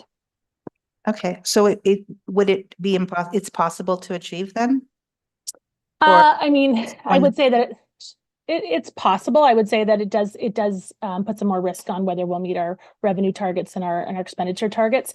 There's always some unknowns. So I would say the other one we feel really confident in. This one's a little bit more arbitrary, I guess, in the grand scheme of things. So it's just there are some more unknowns that we'll be struggling with this one a little bit. Okay, because the one thing I didn't understand with the BIRs was that $50,000 difference. So I can see that the increase, a marginal increase, or I don't know, marginal depends on who's paying for it, but the increase to the 1.78, but I couldn't figure out that extra $50,000, even in the backgrounder with the BIR, to understand why we would require that. Yeah, and Councillor Hughes, to your point, when that BIR, we tried to represent that this is a very complex budgeting exercise with a number of puts and takes. So it's not an easy line of suggesting why there's one extra expense or one extra revenue that causes that. Every year our budget is completed by a detailed analysis of every cost center and business unit. And we go through that robust process, and then the bottom line does come out about $50,000 difference. And I would say the revenue line that you've given us in the previous postponed motion is very attainable. So this is possible to achieve. I just can't give you a guarantee, and we would do everything we could to strive for council direction, but there are some more risk and unknown with this one. Okay, I don't have any more questions. Sorry, is there any more questions? Okay, go ahead, Councillor Hughes. Okay, so I understand that there's a lot of moving items in here. And as a result, when I asked for the breakdown, as I said, it still is a little fuzzy as to why we have that increase. There was, but I do know that what we should be doing as a standard is maintaining the previous, not increasing the deficit. It's to say what you did this year, I'm confident that you should be able to do next year, and then just simply account for the one-offs that would be higher. So initially I had it that we decreased it by 125,000, and then recognizing that the staff had this one-time amount, they said, well, how about 50? And I said, okay, that would make more sense. So again, this is about this is really about just towing the line. I'm not actually expecting with this type of motion that they would be able to do even better than what they did last year. So vote with it how you will, but I think that this is definitely achievable. And again, if admin comes forward and says, these memberships are just not happening, there's always a chance to come back and revise that budget before it goes to the mill rate. So if the first part of the year is much more pessimistic, we can always make that change. That's it. Thank you. Call for the vote.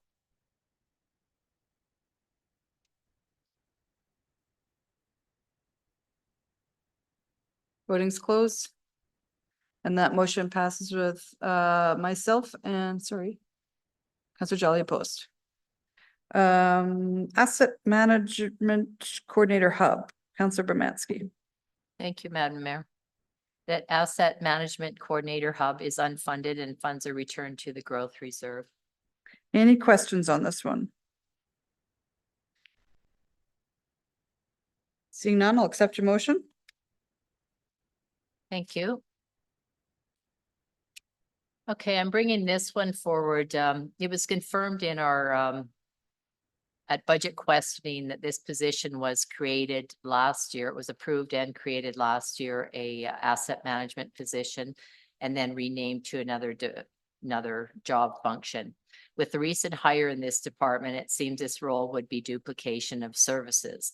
Departments still collect data for entry by HU Hub platform, and technical data usages which will be applied by departments are being duplicated again by this entry effort. Staffing growth has outpaced population growth in this area, and I'd like confirmation that again from administration that this position, we did have a new person in charge of asset management that presented to council at the time. So if there's any confusion of what I've put forward in this, please advise. Yeah, thank you. I'll take an initial stab and then team can jump in. Bottom line, there was an asset management position last year. It wasn't repurposed. It was specific to an area. What we're talking about this year is actually, so we bring on MM and we look at professionalizing our asset management tracking. This individual will be responsible for coordinating the entirety of the corporation, and there will be asset management professionals working each of the classification types. Please go ahead, Adrian. I see your finger poised there. I was just going to invite Mr. Schick or Mr. Betteridge if for any clarification. Thank you very much. I can maybe start, and then if there's any clarity or details, I can invite Jordan to comment as well. But no, this role is not a duplication of an existing staff member.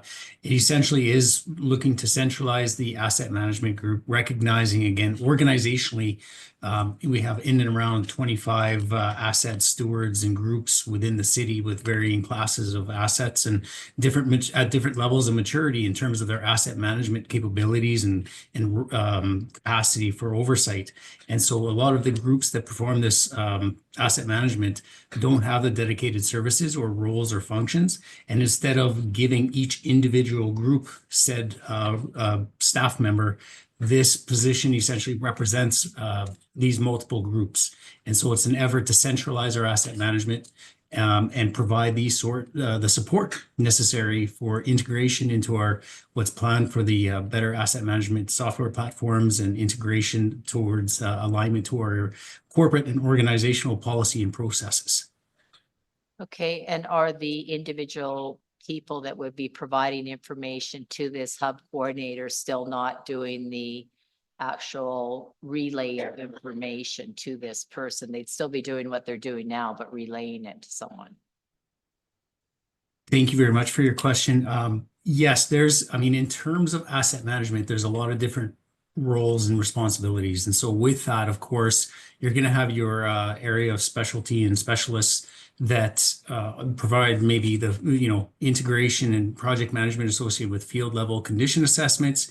They do the analysis and whatnot, but in terms of the sharing of information and coordinating the GIS, like coordinating whether it's on GIS realms or in a larger kind of platform, even setting up the basics on what information can be collected, how it's collected, and supporting these different areas, because as noted, different areas in the organization are at different levels of being able to where they're at right now with their information that they have associated with their different assets. So it's giving those groups a helping hand to get to that point.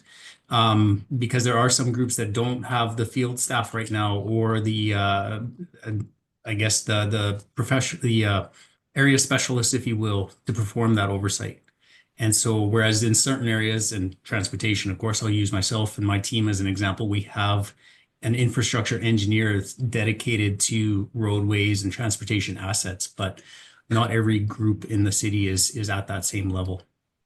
Okay, could you just confirm for me your recent asset management hire, how that position differs from this one?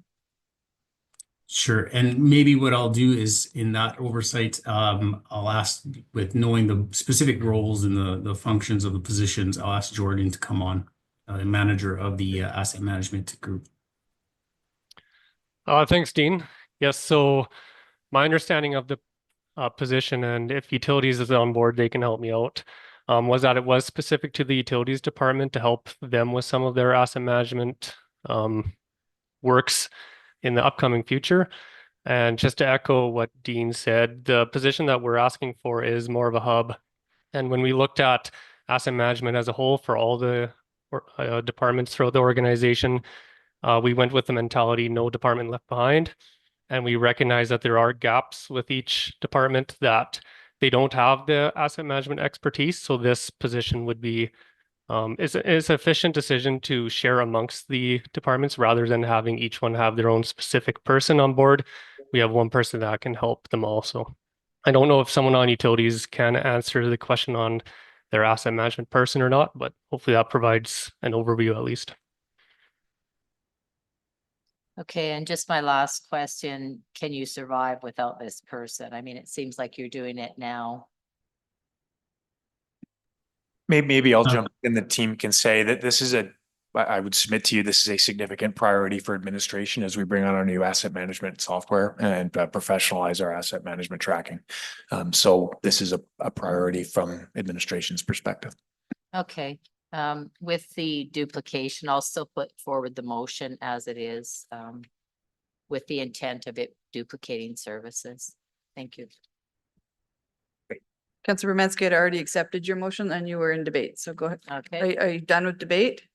No, I'll make a few more. Okay, is there anyone else? All right, I'll call for the vote.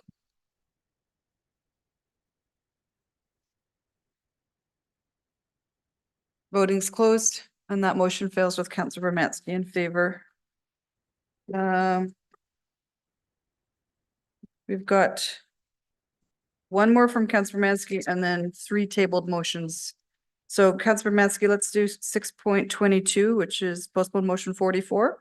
Okay, read it in. Thank you. That the total operating budget across of the 5 major departments' budgets, general government, planning and engineering, emergency services, community and recreation services, and public operations is decreased by a total of 50,000 or an average decrease of 10,000 from each major department budget, without decreasing any service levels, with the savings to be applied to lower the 2025 tax base. Any questions on this one? Seeing none, I will accept your motion and you can enter into debate. Thank you, Madam Mayor. With this motion, I'm putting this forward as a notice of good faith. We found that through debate today, we've not reduced the taxes, the tax increase by any. In fact, we increased it. We were advised a short time ago that the city has a 9 million surplus. There are a few of the motions today that were brought up by councillors of efficiencies. It was mentioned by administration that they were supportive of these efficiencies, and those efficiencies are attainable in a few cases. And my intent of this motion is for efficiency in government, in taking baby steps towards finding those efficiencies without council having to put them forward, and then administration, being supportive of them or finding a way of attaining them. Businesses and citizens in this city are slugging away to meet ends meet. Their businesses, they find efficiencies. I remember at my, last company, they, you switch the brand of tea that you're providing for people that are visiting for savings. Everyone's looking for small savings. Today, it's disheartening that we didn't really take advantage of any of those savings we could have provided to the citizens that pay large tax dollars. We provide services, but we provide a lot of expense as well.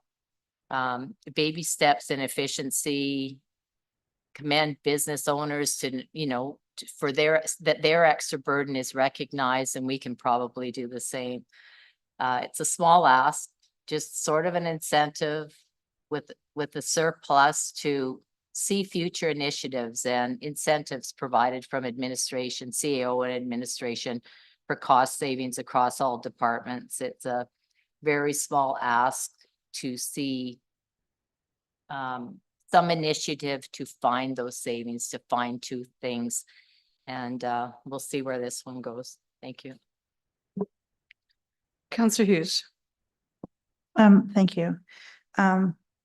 I just want to recognize that there were a lot of motions passed today that I really appreciate. I think that the residents of St. Albert will also appreciate that we were able to reduce those taxes a lot more than I thought we'd be able to before I walked into this meeting today. And I just really want to thank everybody on council for their open mind today. Regarding this specific motion, however, the 50,000, I think that with the level of surplus that we've had this year, there would be ways to find the 50,000 without touching any service levels. Just the amount that we have budgeted for vacancies, for example, we went over budget by over $1.5 million. So even if Min just went back and reevaluated that, there'd be an easy 50,000 there without even, if they were to go back and say, you know what, maybe we're just being a little too conservative in the amount of vacancies we're having a year. And that would be the 50 grand right there. There's certainly easy ways to amend the budget to say, you know what, maybe if we had to just reevaluate those numbers, we could find the 50,000. And so while this is not direction, isn't specific, I also think that especially looking at how big that surplus was this year, that we would be able to find the 50,000. But even when we have the third quarter report, we don't get the level of detail that administration has, obviously, to be able to do that. And I don't personally want to go through it line by line to try to figure it out, because that wouldn't be our job. But just looking at the recent amount that we do have in surplus, I think that we could find that 50,000. That's it. Thank you. Councillor Broadhead. Thank you, Madam Mayor. Fundamentally, I have a problem with this type of motion. Money aside, it's simply not, to me, a governance motion. In many respects, the thing that bothers me about it is it perpetrates the idea that there's slack intentionally built into the city budgets, and we've worked hard to try and erase that perception over the years. We've had external consultants come in and look at how we do efficiencies, and they've always come back saying that the city of St. Albert operates well. Now, we have a significant surplus this year, and there's always reasons for that. But that isn't a reason to say, well, we're just going to lop something off and leave it to administration to do that. I don't think that's a governance motion. And for that reason, I'm going to oppose this kind of motion. Anyone else on debate? Councillor Mackay? Yeah, thanks, Councillor Broadhead. I appreciate your comments. I just want to echo them by just adding the other line. I honestly believe that before administration even gets in the door around their budget meetings, they've already looked at efficiencies. I know that they are constantly looking at how do they do things better. Otherwise, they wouldn't even be presenting some of these positions in front of us. Their entire intent about identifying new positions is around creating efficiencies. So the line that I've highlighted in the backgrounder is administration has exercised a great deal of diligence in reviewing, analyzing, rationalizing, and justifying the proposed base budget. So I share Councillor Broadhead's comment that these things, I'm confident, are happening way sooner than in the process than when it arrives in front of us as a final budget document.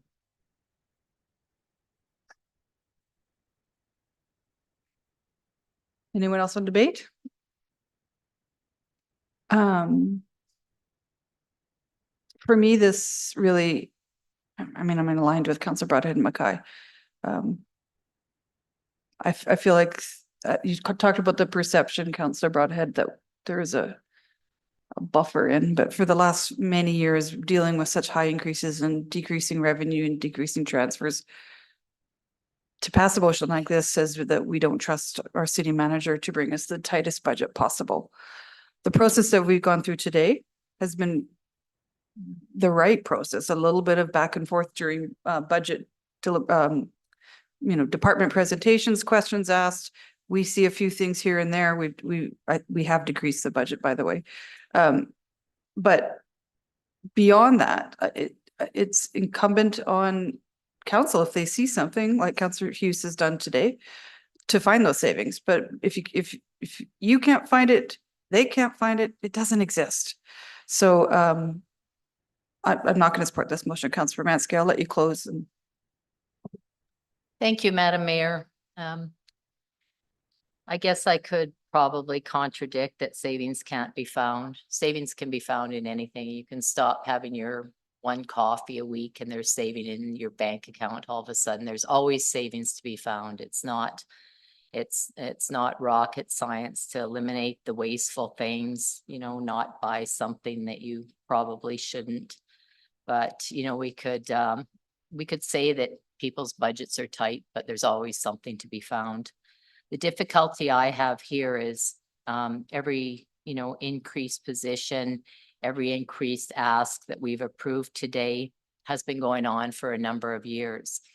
In 3 years, 42 positions, those jobs, I haven't seen the return on it because we're at 26 million greater in operating costs. So I just want some sort of direction for administration to have an incentive or some sort of means of feeling that it's success in finding things. It's not, it's not punishment. It's not negative direction. It's, you provide to your staff, so you would do it, you would do it in any business. Your individual employees are there to find deficiencies because you have a limited number of dollars. In government, you don't have a limited number of dollars because there's always a taxpayer.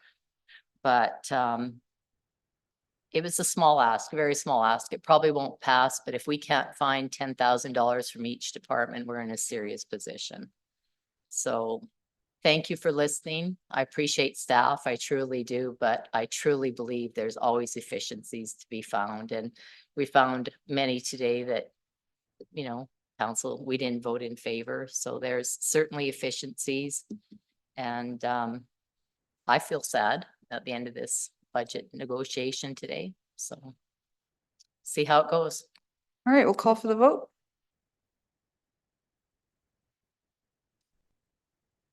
Voting is closed, and that motion fails with Councillor Romansky and Hughes in favor.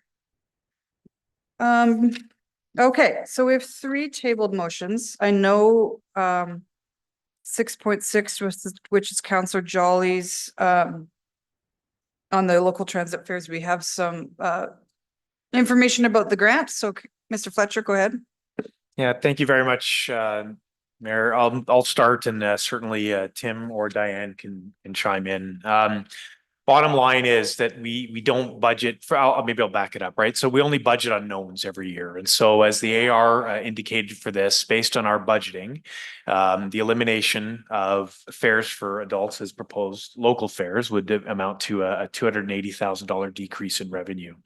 The analysis specific to the grant, which was the question, by offering free fares, we would not be eligible for the grant on local routes. And so that works out to about $244,000. Now, we don't budget for the $244,000 because we never are assured of getting it from a year-to-year basis. So you could simplistically think right now, this year, the 244 is actually part of our surplus. And that would not be realized in the future. We would still be eligible for the grant in support of low-cost transit for the commuter routes as opposed to the local routes. I don't know. I think that hopefully answers the question. Tim or Diane, please feel free to chime in.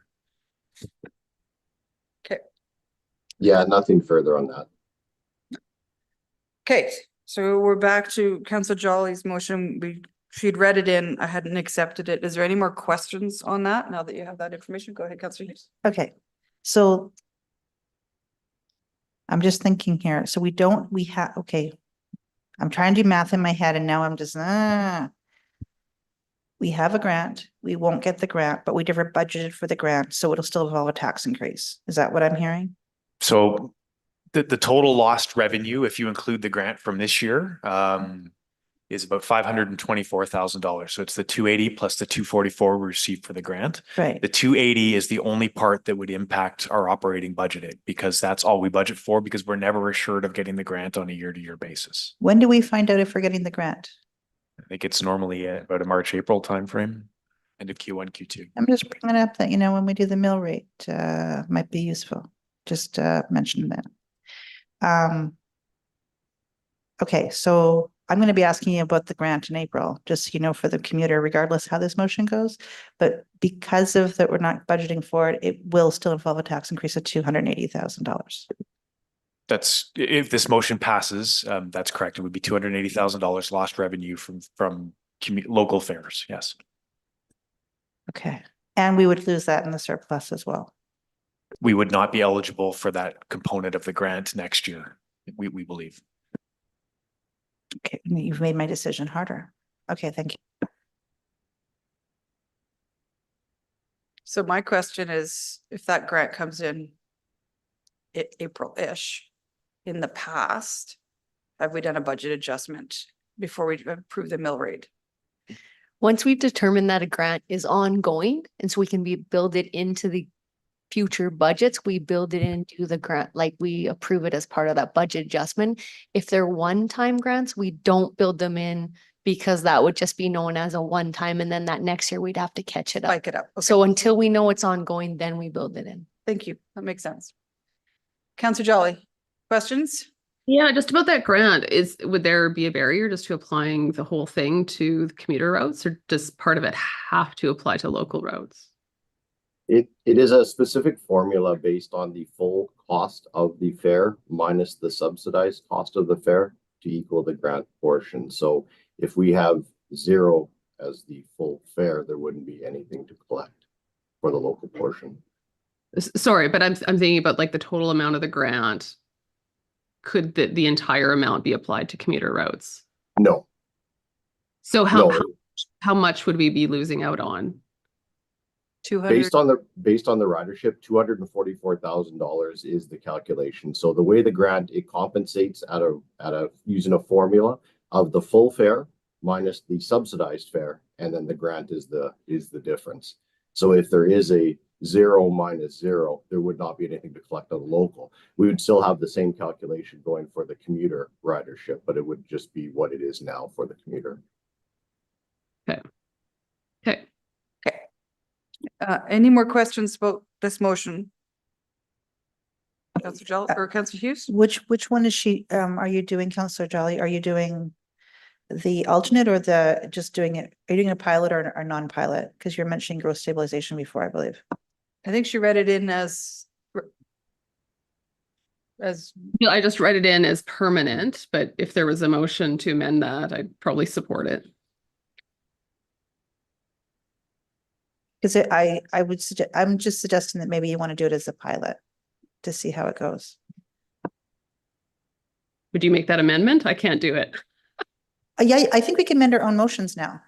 Sorry. So Yeah. the motion currently states that the local transit fares are eliminated as a permanent service level and that the 280,000 reduction in revenue is reflected in the budget. So Councillor Hughes, you're saying you want to do it for 1 year as a pilot. Like we did with the youth program. Okay, so the motion would read that a 1-year pilot program eliminating, is that the one you want?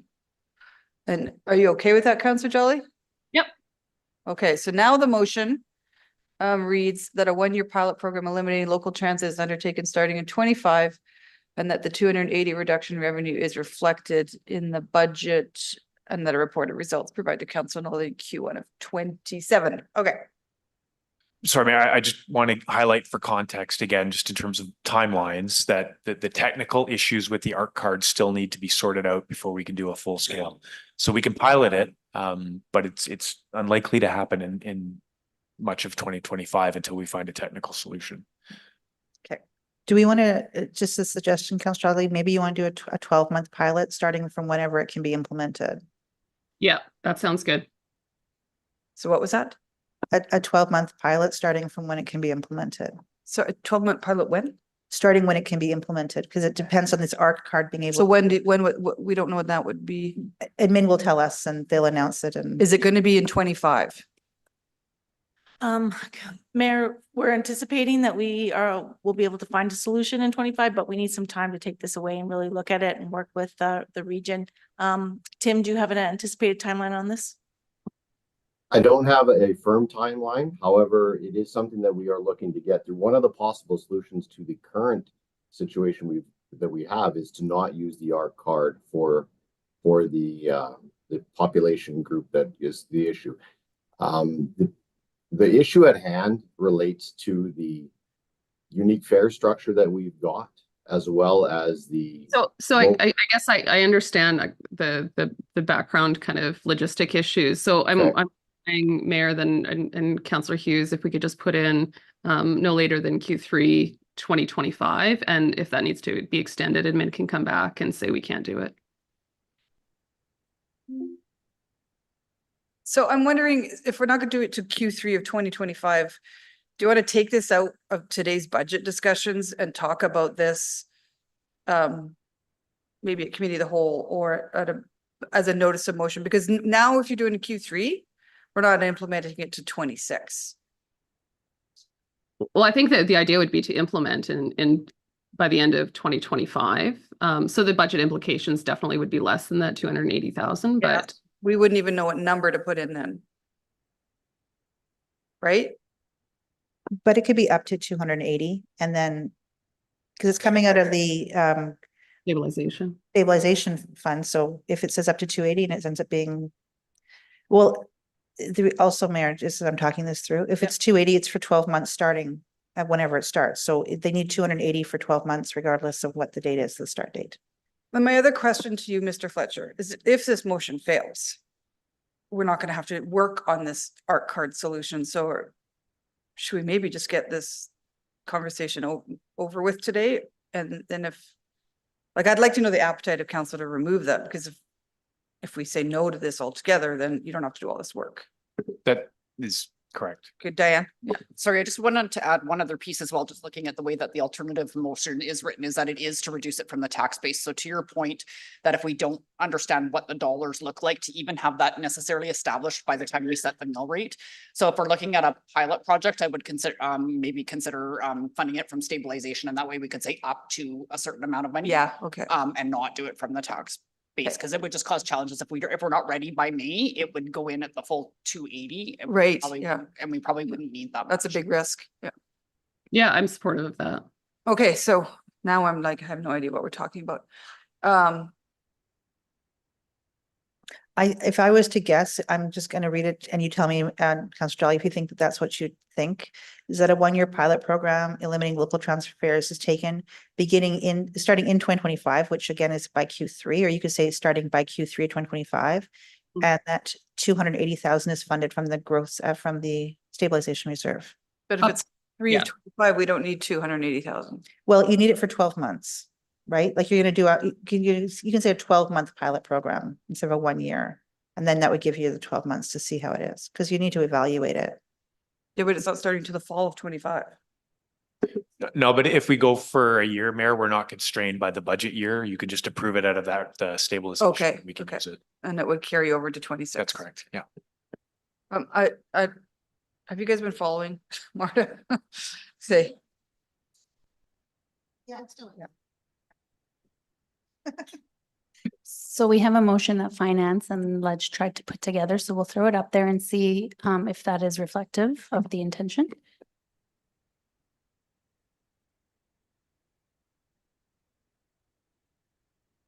No, we want Sorry, no, that's the old one. We're still working on the new one. That's the new one. Okay. Councillor Jolly, can you see it? Yep. Do you like it? Yeah, that works. Okay. Any more questions? Do you want me to read that, Mayor, or are you good? No, it's fine. Actually, yeah, read it in, because just in case somebody's listening in the background. Go ahead. Yeah. So, 1-year pilot program eliminating local transit fares is undertaken starting no later than Q3 2025, and that the reduction up to $280,000 funded from the stabilization reserve. And that a report on the results is provided to council no later than Q1 2027. All right.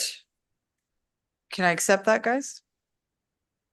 Okay, I see no more questions, so I'm gonna accept it. Go ahead, Councillor Jolly. Thank you. And I really appreciate the discussion. I think, one of the most exciting decisions that this, that has been made over the last couple of terms is making local transit free for youth. It's been life-changing for families.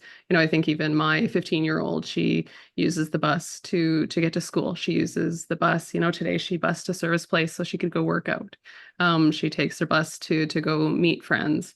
And the lifestyle of using transit. It's so valuable to learn at that age. And it's also extremely impactful to families, not having that expense of having to drive around the city is huge. One of the things that we've talked about over and over today is affordability in St. Albert, and to give our residents that choice of, hey, instead of using X amount of dollars in gas, or, my car is broken down, or just having that lifestyle choice of being able to use transit at no cost is incredibly valuable. It's hitting a lot of our goals in terms of supporting low-income folks in the city, but it's also supporting our goals in terms of the environmental benefit, getting cars off of the road. Shared transit is fantastic for the municipality, for just how long it takes you to get from point A to point B when you think about it on a long-term basis. I was really open to the idea of having a pilot, because then we have more time to really evaluate the impact of this kind of option, and we can look at those dollars and kind of how they apply and how they add value in a way that is really valuable when you're making a decision about a permanent program. In terms of the logistical challenges, I have every confidence that administration will be able to figure it out. I would hate to say, hey, we're not going to do free transit. We're not going to be a leader in Canada. I think there's only one other municipality in Alberta doing this. But to say that we're not going to do that because of a computer program, I think would be really, really disappointing. So I hope we have support for this, because I think the youth program has shown that it's brought incredible value, and I'd like to bring that to the rest of St. Albert residents. Councillor Hughes. Thank you. I've been kicking around this idea in my head for quite a few years as well. So thank you, Councillor Jolly, for at least bringing it up for debate. When I think about who needs transit, the people who need the transit the most have the least amount of money. I don't care what age you are. Right now we have a free transit for youth, but then the challenge really becomes you turn 18 and suddenly everything's on your plate and you're still just 18 years old trying to figure out how you're going to make it work. So there's or 19 or even 20, like it becomes a challenge if you don't already have a car.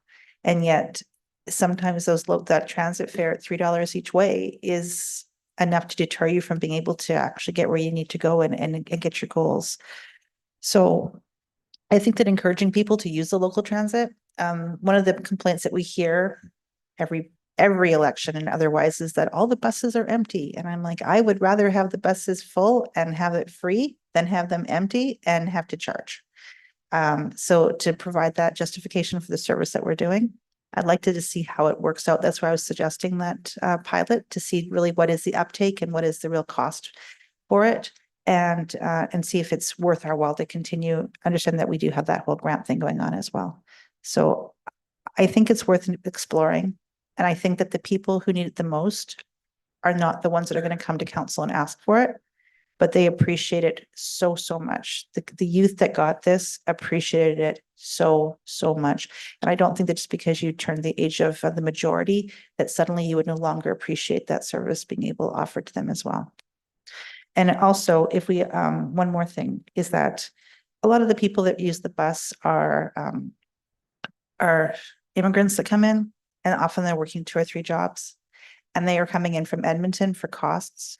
But if they were to actually be able to get local transit, they might be able to also live in St. Albert and be able to get to their work a lot easier, because sometimes they're traveling 2 hours one way on the bus to get to their apartment in North Edmonton. So if this was something that was able to actually motivate them to come closer, they'd actually have a higher quality of life beyond even just the cost of the transit fare. That's it. Thank you. Councillor Broadhead. Thank you, Madam Mayor. I have a significantly more jaundiced view of providing free public transit. Certainly, it's been tried a number of times around North America and quite honestly around the world with mixed results. And certainly, you introduce free public transit, you have a immediate increase in ridership that lasts for a bit, and then the realities of public transit come to roost. Public transit is intended to move large amounts of people along heavy, dense corridors, and it does very well at doing stuff like that. But it is not it is not a taxi service. It's not built to be a taxi service, and it's not efficient at being a taxi service. Now, having said that, what makes this motion palatable is that it's a pilot program, and we'll introduce it. We'll get a report at the end of the day. But I think the idea that this is going to be the panacea for bringing thousands of people onto the bus without problems, I don't think that's going to be our experience, because that hasn't been the experience across North America when it's been tried. Quite honestly, when you eliminate the need for some sort of right to be on the bus, then you get people on the bus that it becomes something other than a service for people. It becomes something other than that. And when that starts to happen, the people you're trying to serve just don't come. And so we should be careful about this. And so while I was initially going to certainly vote against it, I can support a pilot program, because sometimes you have to do this to understand that these sorts of things occur. But in any case, I'm not a real fan of providing free public transit. For those who really need fare support, there's mechanisms to provide fare support. So in any case, we'll see how the vote goes. Anyone else on debate? Councillor Broadhead. Your last comment frustrates me, because you're the expert. And I almost feel like you want to do this pilot to prove what you've just said, that it doesn't work. And sorry, that just, it's just, I have a hard time with it. So I don't know if you remember, a while ago, we decided to provide free public transit to city employees. Remember that? The uptake was almost nil. I am 100% behind subsidies that are income-based, and we have them. But a municipality has such few revenue streams: taxes, grants from other levels of government, and user fees. And this is a user fee.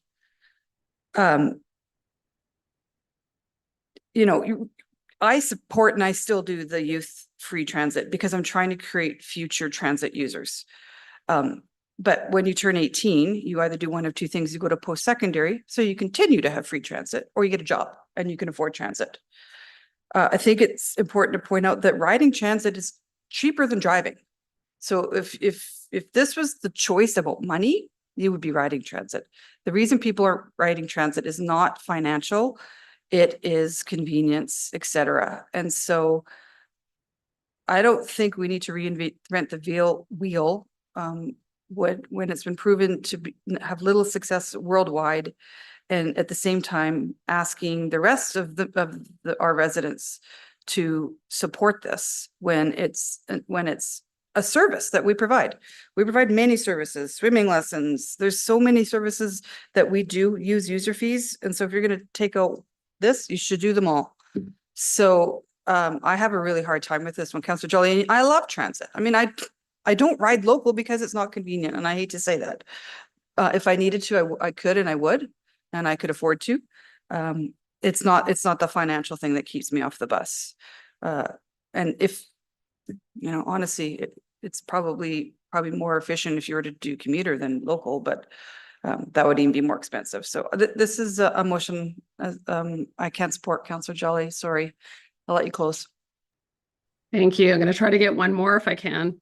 I guess the first point I'd like to make, I actually brought this up at the Youth Advisory Committee. We were talking about budget and lots of the different budget motions, and they found this one really interesting. And their comment was like, well, when we turn 18 and we're not going to school anymore, we just go onto the bus anyways and don't pay because the bus drivers let us. So that's the comments of youth. They're still low income. They still can't afford that $6 round trip or what it is locally. I think there's a lot of value in seeing how free public transit works in St. Albert. When I think of the low income supports, a lot of people miss out on those. I think of my day job where half of our clients, so all seniors, but half of our clients are using transit, and of those clients, a lot of them scrape together the dollars to buy their discounted transit pass, but it means they don't get to have Christmas dinner is what it means at the end of the day. And that's the difference that it makes. So I would love to see this pilot go ahead so we can see how this works in St. Albert, because we know that St. Albert is a very unique community. Councillor Hughes talked about the folks who are commuting into St. Albert to work at those low income jobs, because most of the people working those low income jobs are not living in our community. And so how could that impact them? And we really don't know until we try, because we are a unique community with unique needs and a unique population. So I hope there's enough interest to try this out and see how it goes for us. Thank you. Perfect. Call for the vote.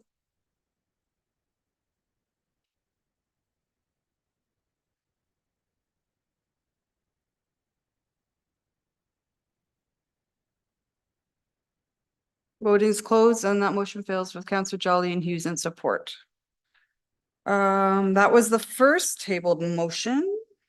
Now it's mine. I have a So question. the next one is the inclusive hiring. You got a question? Yeah, I do. How much do we have in the growth stabilization? Because we had 40 some thousand, and I don't know these motions if it changed it. We're just confirming that right now with the decisions that were made today. Yeah. Yeah. I know a lot of the decisions were made on this year's budget and not on future.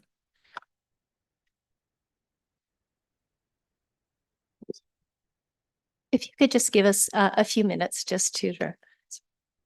Mayor, do we want to just have a 3-minute recess in case anyone needs to? Why don't we go on to, The last one's the growth stabilization, and I think it's dependent upon, even if it meets the policy, depending on what the final numbers are today.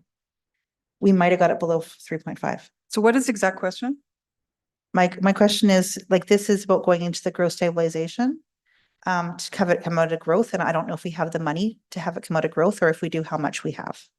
Yeah, I think it's in that element that is dedicated towards growth, right? So the business cases essentially, and there were 2 decisions to make that impact that 70,000 to 12,000 plus what was uncommitted. So we're just trying to do the final math to see what's available. Okay, 5 minutes. Okay, thank you.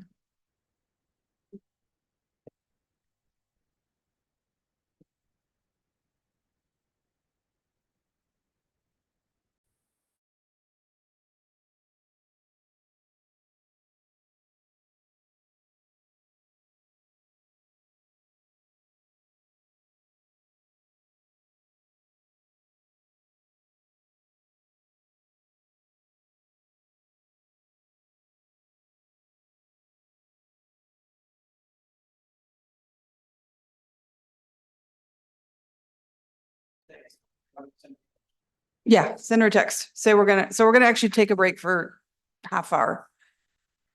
Because the food's here. Perfect timing. Back at 5:30? It's 5, so Councillor Jolly, the food just arrived, so we'll take our supper break now. So we'll get back in our chairs at 5:30, okay? Great, thanks.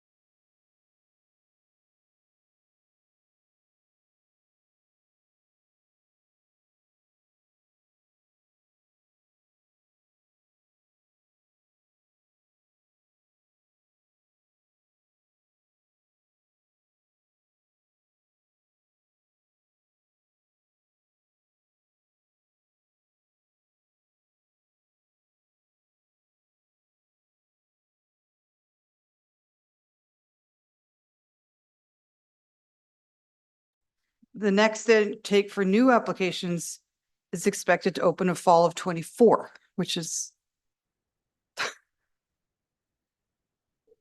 Counselor Jolly, I read that too and do walked you in. understand it? I think they just recopied the same letter they sent before and forgot to fix it. Maybe, I don't know. So has Homeland heard anything? Not that I've heard, but 'Cause you would think the letter would go to Homeland, not us, right?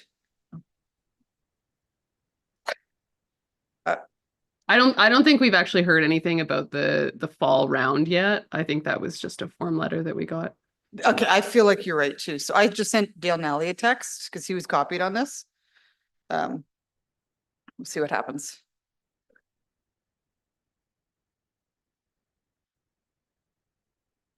Okay, everybody's back. We are on to, My motion, we need to know this, the number. gross stabilization dollars. Are we ready for that? We are ready. Okay, go ahead. $127,000 even is what remains. Okay, so here's my question. Can we do a partial or does it have to be an all or nothing? So could we say, let me go to the thing. So if we said the inclusive hiring program for FTE is considered or is funded for 127,000 from the gross stabilization reserve and the remaining from tax base.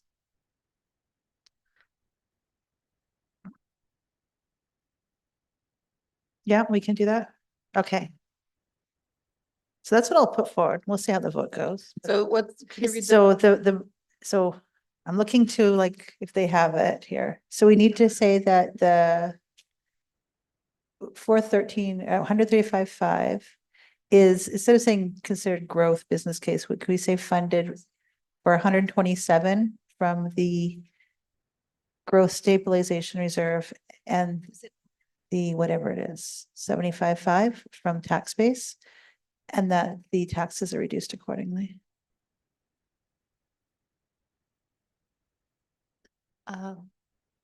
Yeah, Yep. yeah. So that the inclusive hiring is funded. Everything, 27. It does drain it for next year. But we do have 269,000 that we're going to be debating in a minute. Assessment. From assessment. And it only drains it if you plan to apply it. It only drains it if you plan to apply it. You know, from assessment growth. Yeah.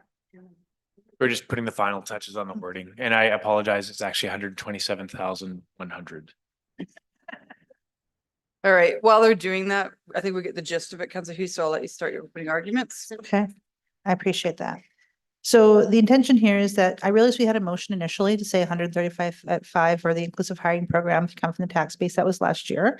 But we really already have been doing inclusive hiring for the past bit. And so this is really not a this tax thing, and it would be just an inclusive, well, I guess it would be a growth in that capacity. So we've been doing it, but not to this extent. We've been doing most of like a pilot. So I didn't want to put this forward until we knew how much money we even had in it to see what we could apply. So I appreciate you guys waiting to the end of this. But if we do, it will be $127,000 off the taxes this year, which would probably bring it down another 0.1% or so. And I realize that it would not increase the amount going in for future years, but we do still have money sitting in there that we'll be discussing in the next motion to decide what we want to do. So, you know, really this is about taking advantage of the opportunity to reduce the taxes today as opposed to the taxes tomorrow. That's it. Anyone else want to get into debate on this one?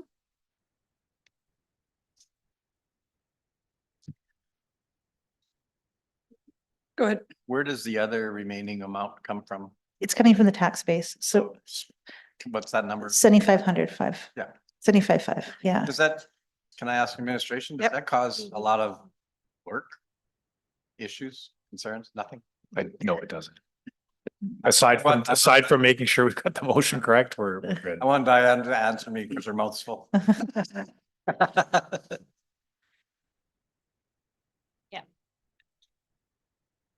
Anyone else on debate? Pardon? We're just splitting the funding source is the intention. And that essentially takes out no transfer to the growth reserve, right? At this moment. That's correct. That uses up all of that specific pot. Councilor Bermansky, go ahead. Thank you. I did have the question, if this passes, then the funding, of course, is provided. What if it fails? Is the program still there, but the funding's the alternative funding then, right? It would continue, it would just be, right now it's funded from the tax base, so it's an increase to this year's taxes. So this would increase this year's taxes by that 127,100. Yeah, but this does not jeopardize whether or not the inclusive hiring program moves forward or not. It's just about which pot of money we're taking it out of. Thank you. And I understand that people may be like, well, we don't have more money transferring over, but the reality is that if you can always spend money today, it's always worth more money than if it's worth more buying power than tomorrow. So it's using it today or using it tomorrow is kind of moot. We have money apparently in there. When it comes to the opportunity, we'll worry about it then. But this would give us the opportunity just to reduce those taxes one last time. Yeah, go ahead, Councilor. Question, please. How does it get managed in subsequent years? Yeah. Because this is a one. It's the new assessment. We'll fund that every year, Every right? year. That we received this year. Yeah. I'm seeing a lot of buzzing around, so should I wait till we call the motion? You want the 8,400 from the tax base, not from the transfer to the assessment growth. Yes, because the transfer to assessment growth is one time. So we have to do it tax or growth stabilization. Cover the difference, yeah. No, sorry. There's two components of the transfer. So there's the growth transfer reserve, which is one-time funding. And then there's a budgeted transfer to assessment growth that is used from prior years' unused assessment growth. So right now we have $127,100 in unused current year's assessment growth that would get added to the transfer to the assessment growth, but also in the budget, we have 259,700 in transfer to assessment growth that is ongoing until it's reduced. I hear you. She's just talking about this year's. Yeah, and I understand that you're talking, we can actually also potentially apply it the other one, but let's just keep the motion simple. So as simple as this motion can get. It's not that simple. It's just, let's do taxes. We'll discuss the 259 in a minute. So if that meets your intent, I think got it on the screen. That's correct. And that the taxes for this year are reduced accordingly, but if you guys get that, I don't need to put it in. Okay. I honestly, I don't know how I'm gonna vote on this one. To me, it's just different source of funding, but it's the same initiative. To me, this was a last year project, so it shouldn't come out of this year's assessment. And it's not growth. We used to do this, and then we cut it out during COVID because we couldn't afford it. So it doesn't really matter to me how this motion goes, but whatever. How's that for debate? Whatever. I would just say, if you're not sure, just give it to the taxpayers today. That's all it is. I see no one else wanting to enter debate, so I'll call for the vote.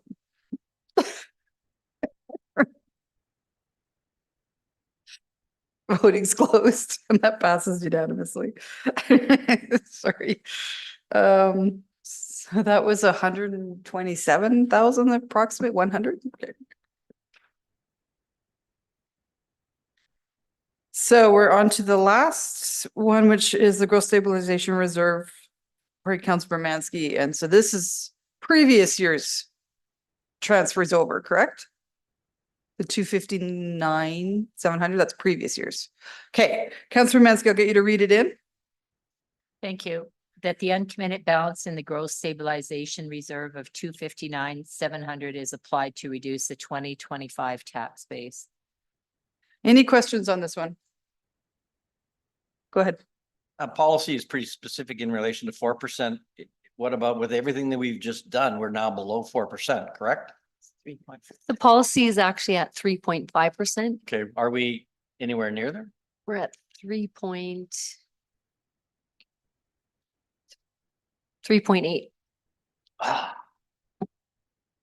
And we're reviewing, this is one of the policies we're going to talk about in December committee of the whole. Okay, Yeah, no, I was just wanting to make sure that we could do this under policy. excellent. Any other questions? Seeing none, I'll let you get into debate, Councillor Bermansky. Thank you. Well, this is our last motion to lower those taxes a little bit. It's within policy to do this at over 3.5 at a 3.8%. 4% is equal in this year's increase to 5.5% that we applied to the taxpayer last year. So in a last attempt to bring those taxes down just a wee bit more, I hope that everyone agrees to this. Anyone else on debate? Councillor Hughes? So I'm sorry, Mary, I'm challenged with the number of 3.8 because we've done some substantial decreases and we went in with a 4.0, didn't we? Or am I missing something? We're Oh, at 4.4 4.4. based on the election, the off-cycle election commitments that were made principally. And that's with the increase to the franchise fee as well? Yes, I'm seeing nods. Yep. Because keep in mind, so we proposed at a 4.5, then we went down to 4, and then we had the addition to the election, like Bill was just saying. The election brought us stuff. to 4.4. And that's what we started with today. Okay, I thought we started at 4. So we started at 4.4. Okay. Well, it's within our policy parameters to do this, and I would love to be able to tell the public that we did a 3.5. I think that would be amazing to be able to do that, but this is a group project to make a decision on what we want to do with this money. But I always just know that with the power of inflation, every dollar that we wait to spend actually decreases or decreases in its buying power. So giving the money to the taxpayer today always helps more than tomorrow. That's it. Thank you. Councillor Broadhead? Thank you, Madam Mayor. I actually like this motion. It's in keeping with the thought process that built our policy in the first place. The 3.5 was sort of the upper ceiling that said, no, we shouldn't. But if it's over than that, then we give some relief to our people. And so we're in that situation. And so I support the motion. Councillor Jolly? Thank you. I'm also supporting this motion. It's in line with our policy, and I think I've said it a few times today that I'm big on following those. I am concerned though about kind of what we're staring down over the next few years, and I don't know if this policy is kind of set up in the best way that it can be in the current environment. So I'm really looking forward to discussion about kind of how best it can reflect our current reality and not the reality of 2019 before everything got a little bit spicy. So that's all I have. Thanks. Anything to close, Councillor Bermansky? No, Madam Mayor, thank you. Thank you. Call for the vote. Vote is closed. That passes unanimously. And that takes us to the omnibus, correct? Okay. And I'm supposed to give this motion. I'll wait for you guys to throw her up. Do you need a couple secs?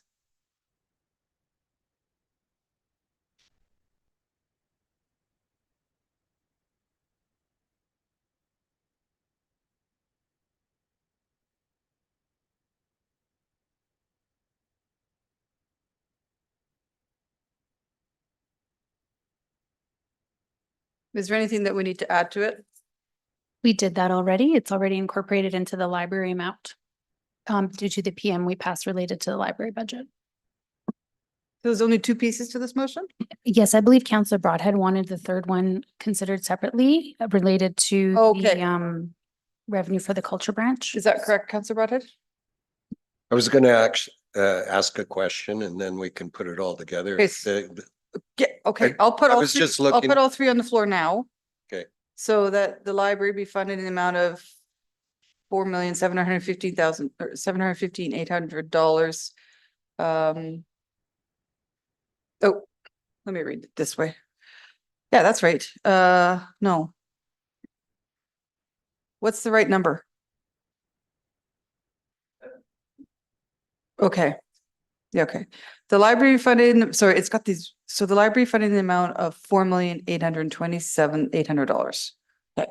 And that the Arts and Heritage Foundation be funding an amount of $1,939,800. And then that the revenue for the culture branch and community services increased by 50,000 for increased ticket fee revenue to reflect current trending. Okay, Councillor Brata, go ahead with your question. My question was, how many years have we seen that? I was just, didn't see anything in the backgrounders. Councillor Broadhead, you're speaking about the culture funding. How many years have we seen this increase utilization? I will ask Elizabeth Wilkie to respond to the question, please. Through the chair to Councillor Broadhead. We only have 1 year of trends right now to go off of. So 2023 was our first fully operational year post-pandemic where we did not have to navigate any shutdowns. And the reason I talk about that being the first year that we are sort of identifying off our trends is because it was the first year we were fully able to utilize our own ticketing system, which was from the Ernst & Young Phase 1 recommendations. So we had transitioned during the pandemic from Ticketmaster to our own ticketing system and started the implementation process of collecting all of the processing and ticket administration fees associated with each ticket sale. So in 2023, we had our first year. At this point in Q3, I can see that we have pretty consistent alignment with what we saw last year. And so we have confidently put through the recommendation that we have now. It is a conservative value. And I hope that as I come forward in the subsequent years, you'll see it continue to increase. But we feel very confident, despite how volatile 2023 was, that because of 2024, that we can make this recommendation. Thank you very much. I'm Got okay, it. Madam Mayor. Comfortable? Yep. Okay, any other questions? All right, I'll call for the vote.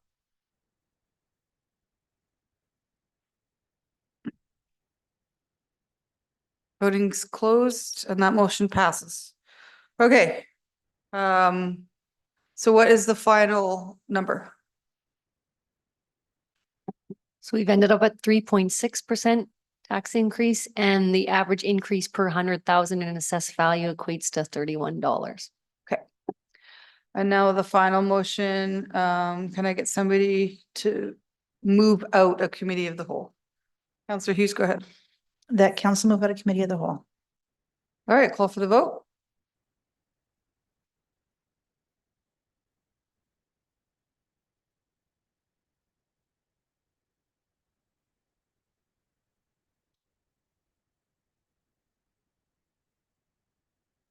Voting's closed. And that passes unanimously. So we do not have to recess to Wednesday, We have one more motion, Mayor. do we? Yeah, that administration Oh, right, prepare okay, the sorry. 2025 proposed municipal utility operating budgets, the proposed municipal and operating capital budgets, and any associated bylaws in accordance with the direction provided in the November, December committee of the whole deliberations and previous repair, maintenance, replacement, RMR decisions and fees and charges decisions, all for consideration by council on December 27th, 2024. All right, call for the vote on that one. Can I just say one thing first, Mayor? I know you're going to be done, but just need one more minute. I just really want to thank council for this session today. We got it down by 0.8% and it was a group project. So I know I had a lot of emotions and I'm going to cry about this because I just feel so respected. And we have made a difference for people's lives. So thank you so much for what has happened today. Because it really was impactful and respected. And I'm so grateful for what this council did today. So thank you to everybody on this board and thank you to administration for working with us to try to figure out how we can get that number even lower than when we started. Thank you. All right, call for the vote.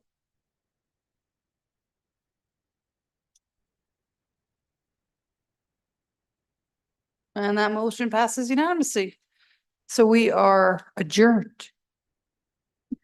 And we will not see you on Wednesday.